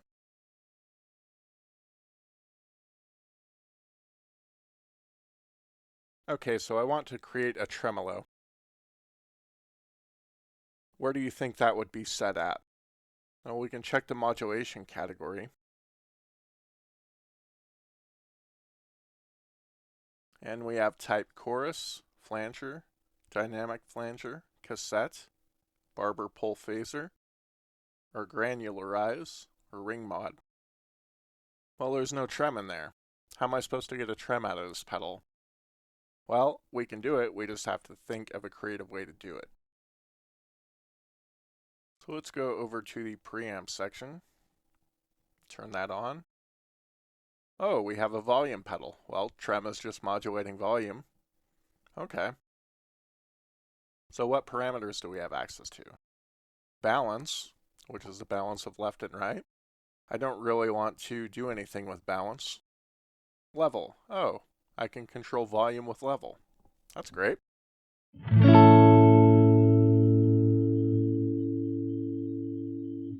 Wait, what's going on here? I thought I was controlling volume.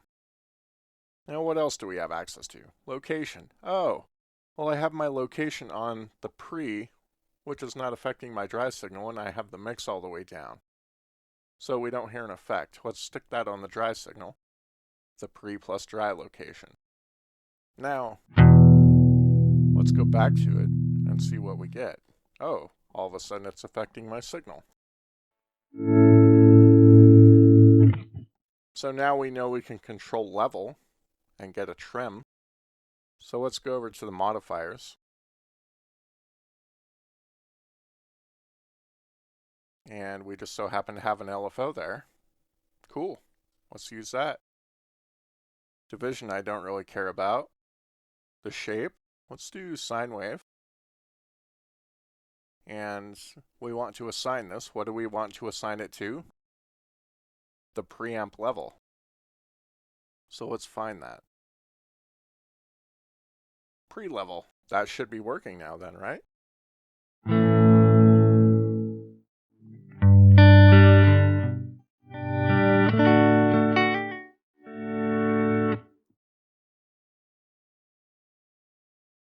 Maybe I do want to mess with the division.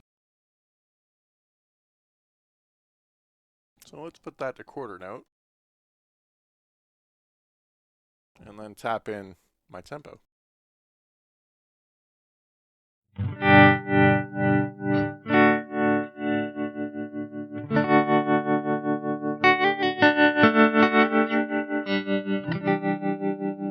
Well, that sounds great.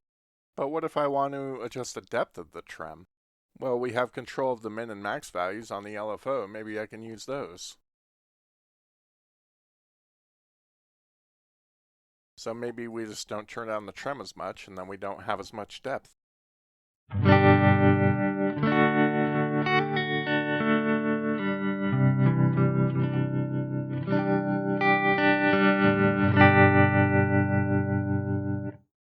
I actually like it with more depth, so let's put that back the way it was.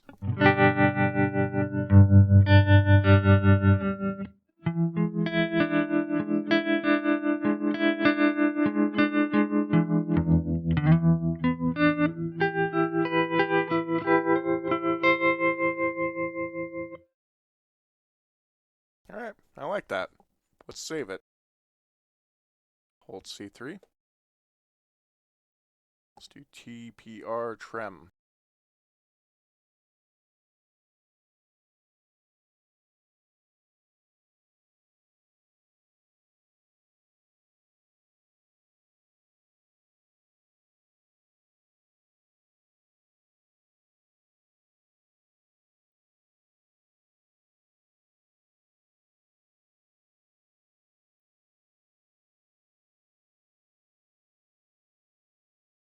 And we're done.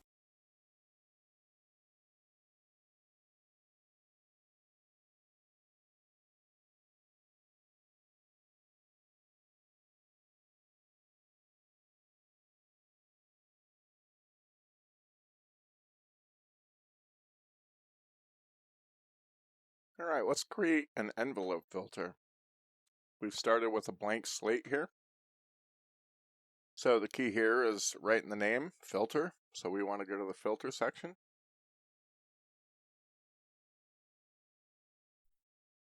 And we can keep the type at ladder filter. We want to put the location on our dry signal. So change it to pre plus dry. And let's hear this.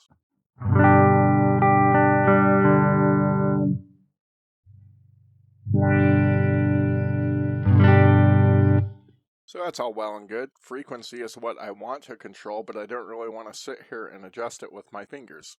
So let's attach a modifier to control the frequency in the filter category. Let's go to Modifiers. And I want an envelope, not LFO, so let's scroll through to the envelope.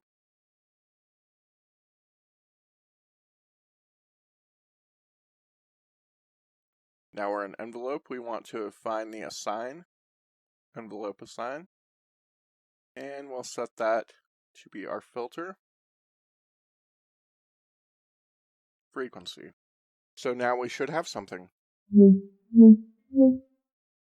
The sweep on that isn't very good, so let's go back to our filter section and adjust that. Why is the sweep not very good? Because I have the maximum frequency here set really low. So if we want a greater range, we need to crank that up. That's sounding a lot better. Let's see what else we can adjust on this.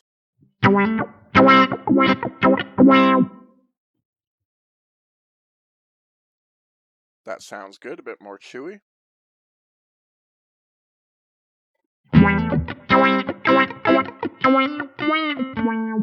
I happen to like low pass, so we'll keep it on low pass for the topology. Spread I don't want to mess with. So that's great as far as tuning the filter. Let's go back to the modifiers. Alright. For the envelope, we can control the attack time. We can control the decay time.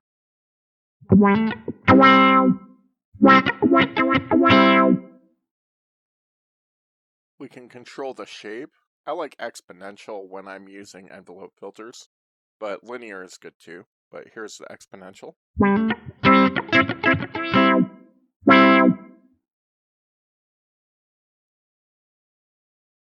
We can also assign the minimum value and the maximum value. For envelope filters, or really any filter sweep in general, especially when using low pass, I don't like going to 0 because 0 pretty much cuts out all frequencies. So to make that kind of less harsh, we can dial that up.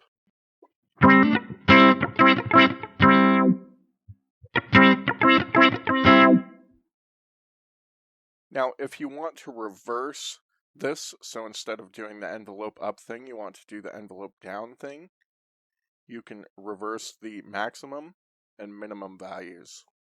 Now you should have an envelope down.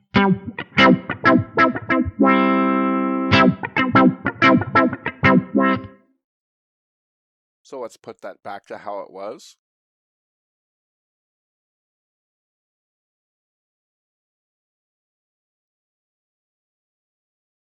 And I'm pretty happy with that, so let's go ahead and save it.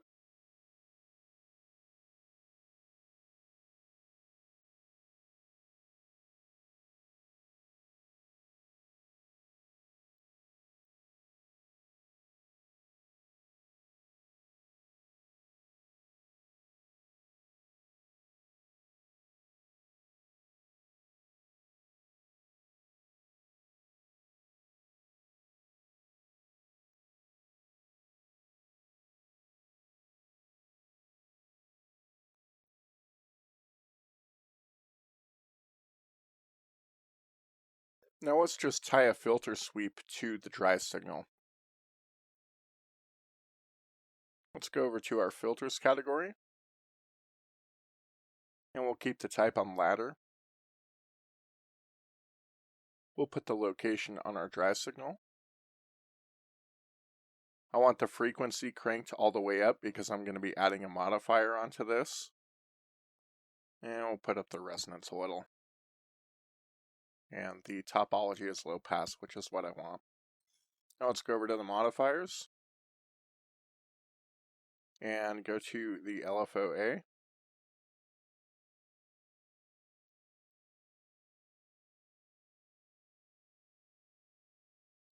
We want to assign LFOA to do the frequency on the filter. So we'll do scroll until you get to filter frequency. The shape, we can keep it triangle. The division I don't really care about. The speed we'll put pretty low.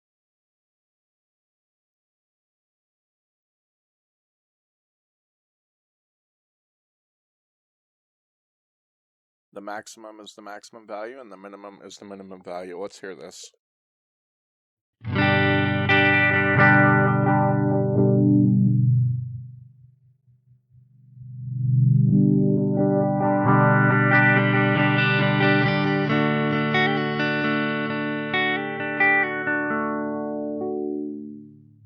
Now I like that, but I don't like how the LFO goes all the way to nothing.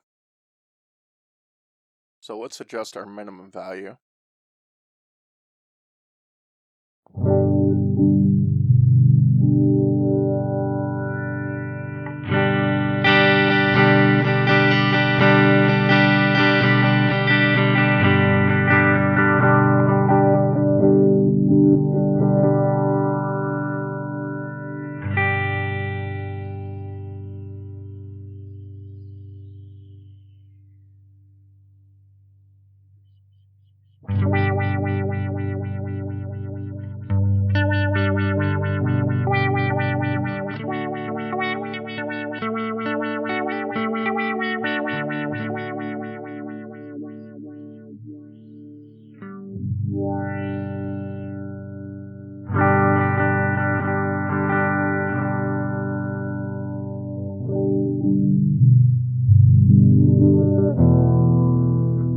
Alright, I like that. Let's hear some distortion into that.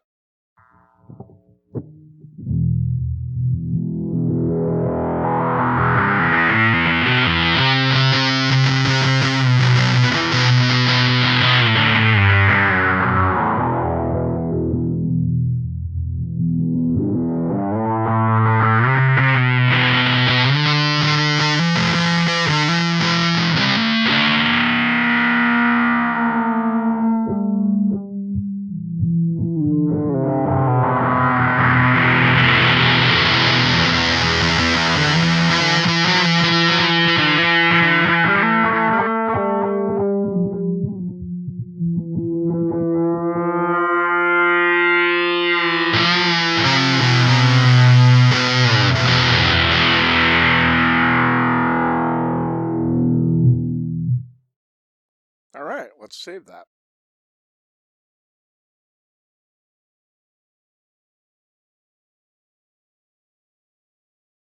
Alright, I screwed up on the naming there, so we're going to go ahead and fix that. This is my filter sweeping with an LFO, which means it's not an envelope. So I want to delete characters in here. Then I'll put in filter.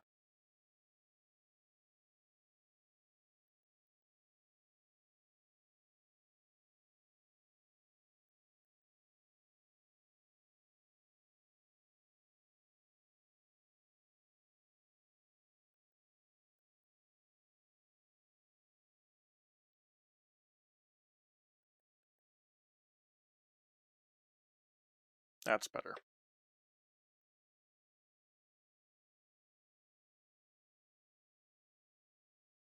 Let's make a reverb-like setting. So I know from experience the Polymoon has a great delay algorithm in it that can do this type of thing. So let's scroll over to the delay section. The type will keep it digital, but let's put the structure on poly. And let's just hear what we have.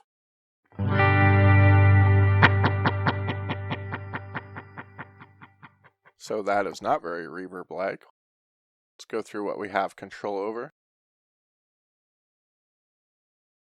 Feedback, we'll dial that down a little bit.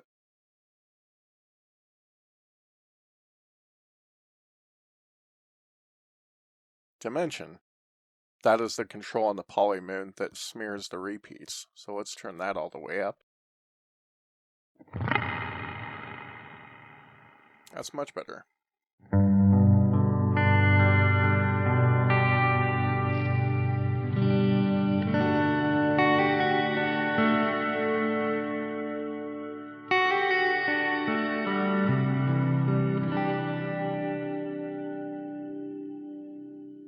We'll use damping to kind of darken it.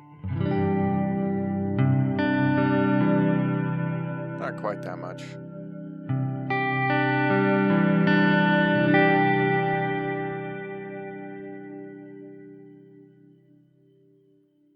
Let's change the different divisions here.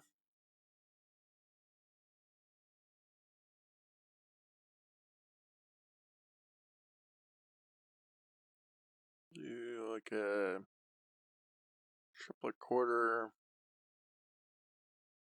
and something shorter, like a dotted 16th.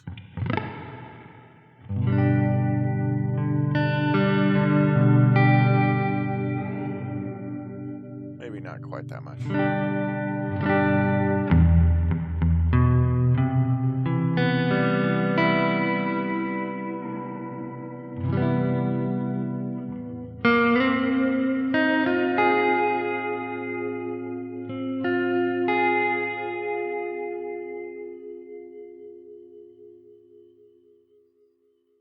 Let's do some crossfeed in here.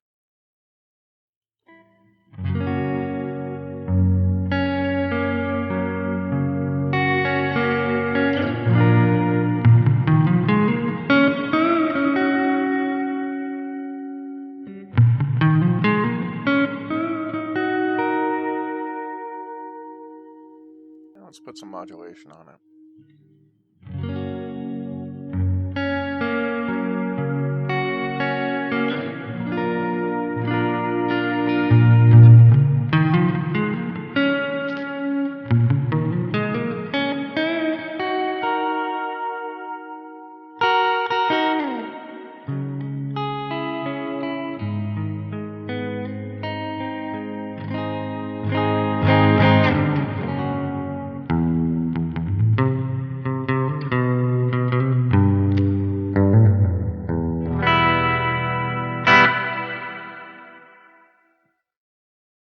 Alright, that's good. Let's go ahead and save that.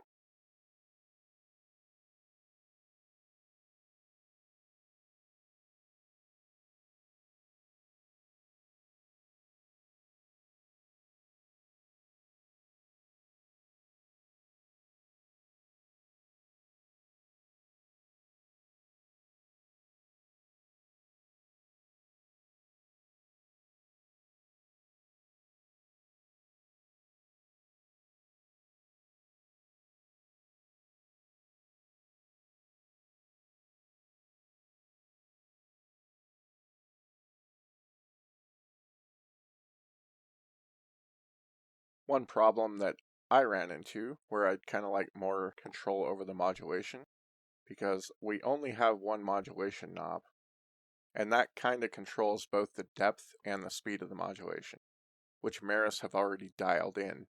So that's been predetermined for you when you turn this knob, but if you want additional control of the depth and speed of the modulation, you can do that in a couple of ways. Typically most modulation is like a chorus, or you have an LFO just modulating a delay line back and forth. So let's go to the modulate section. Put this on chorus. Now we're going to be mixing our regular signal with the wet signal. So we kind of want the mix at 100% for this. And what do we really want to control here? The depth and the speed of the chorus, right? Well, it would be handy if we could do that on the front of the pedal.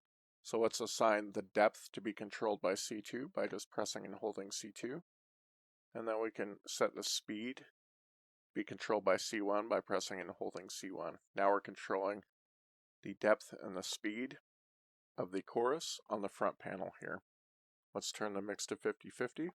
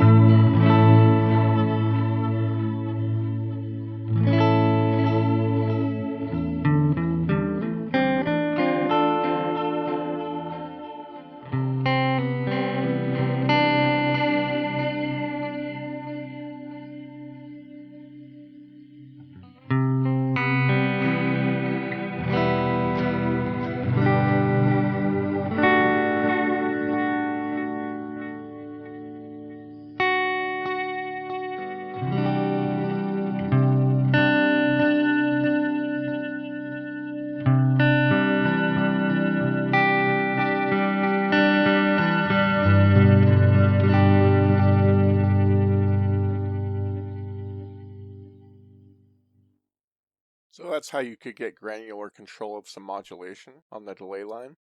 Another cool thing to do with this would be to hook an envelope up to, say, the depth, and then you can get dynamic modulation depending on your playing dynamics. I really like doing that with choruses. So we've loaded up a blank preset here. Make sure the modulation is at 0. So this method of controlling the modulation speed and depth independently, we're going to use a comb filter. So let's go to the filter section. Choose the type as comb filter. Set the location to post. Set the depth all the way up. Set the resonance to 0, which is in the middle.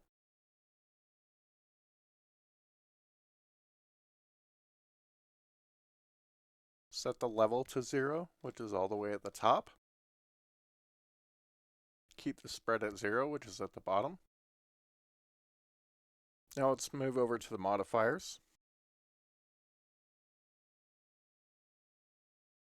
We're going to be using an LFO.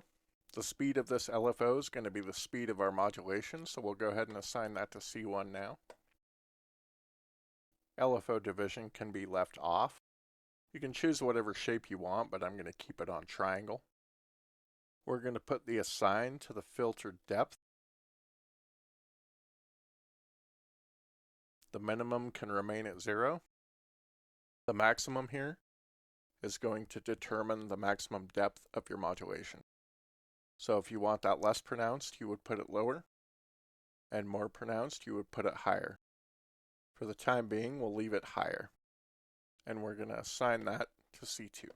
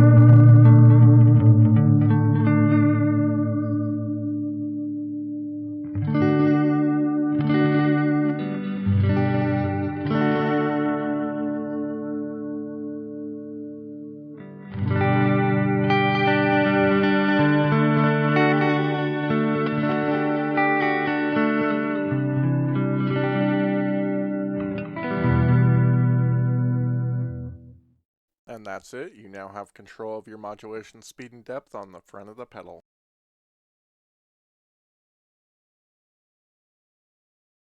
We're going to do a factory reset on this. You're going to want to start with the pedal unplugged. Then while the pedal is unplugged, hold down C3 and plug in the power.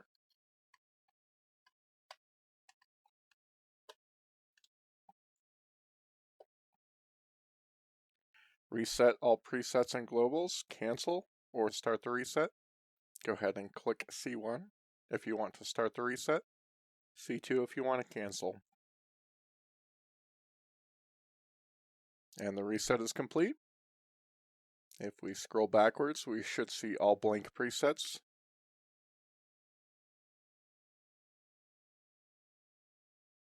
Until we get to the factory ones that have been set.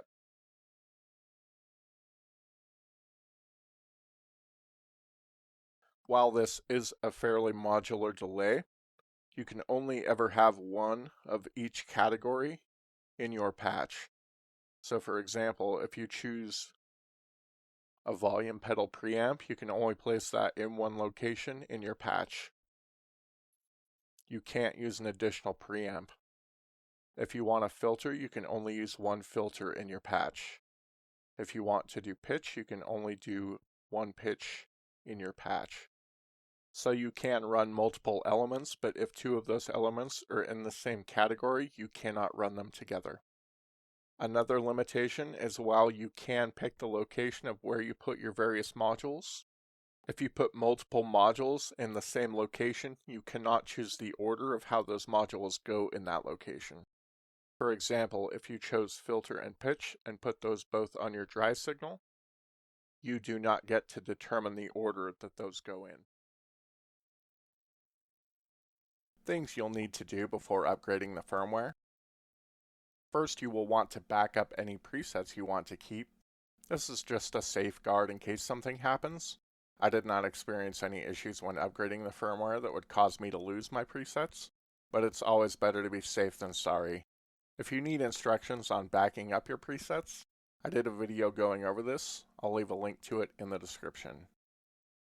You'll need a USB Type-C cable to hook your pedal up to the computer. This is what that looks like.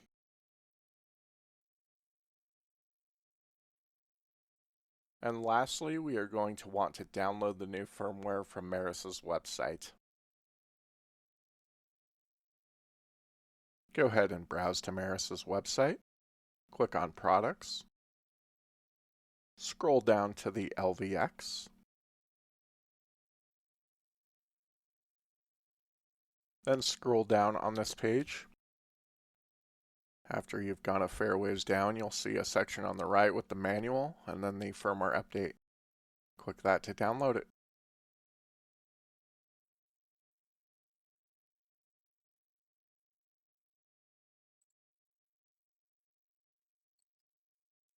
With the power disconnected from the LVX, go ahead and hold switches 1 and 3 together and then plug in the LVX.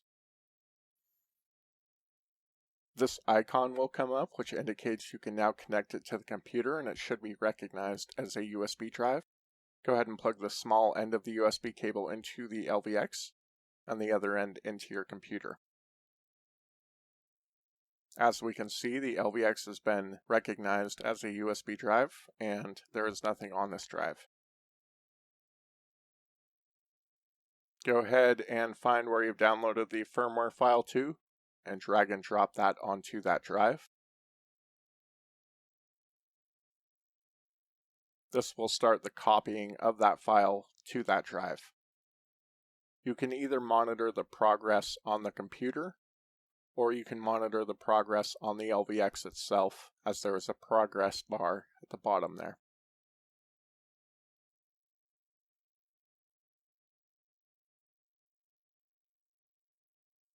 Once that is finished copying, you're going to see a message displayed indicating that you can eject the LVX from your computer.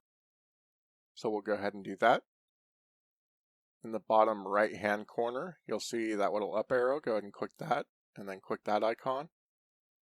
and then click Eject Meris LVX, which will then eject the LVX from your computer, and you should get a message saying that it's safe to remove the hardware. So you can now unplug the LVX from the USB. Now go ahead and power cycle the pedal by disconnecting the power and then plugging it back in. And the pedal should boot normally at this point.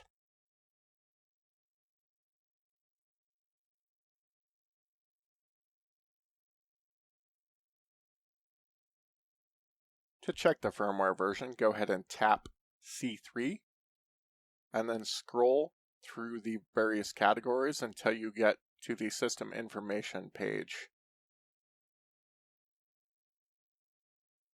On this page, you're going to see the software version, which indicates the firmware version that you have installed.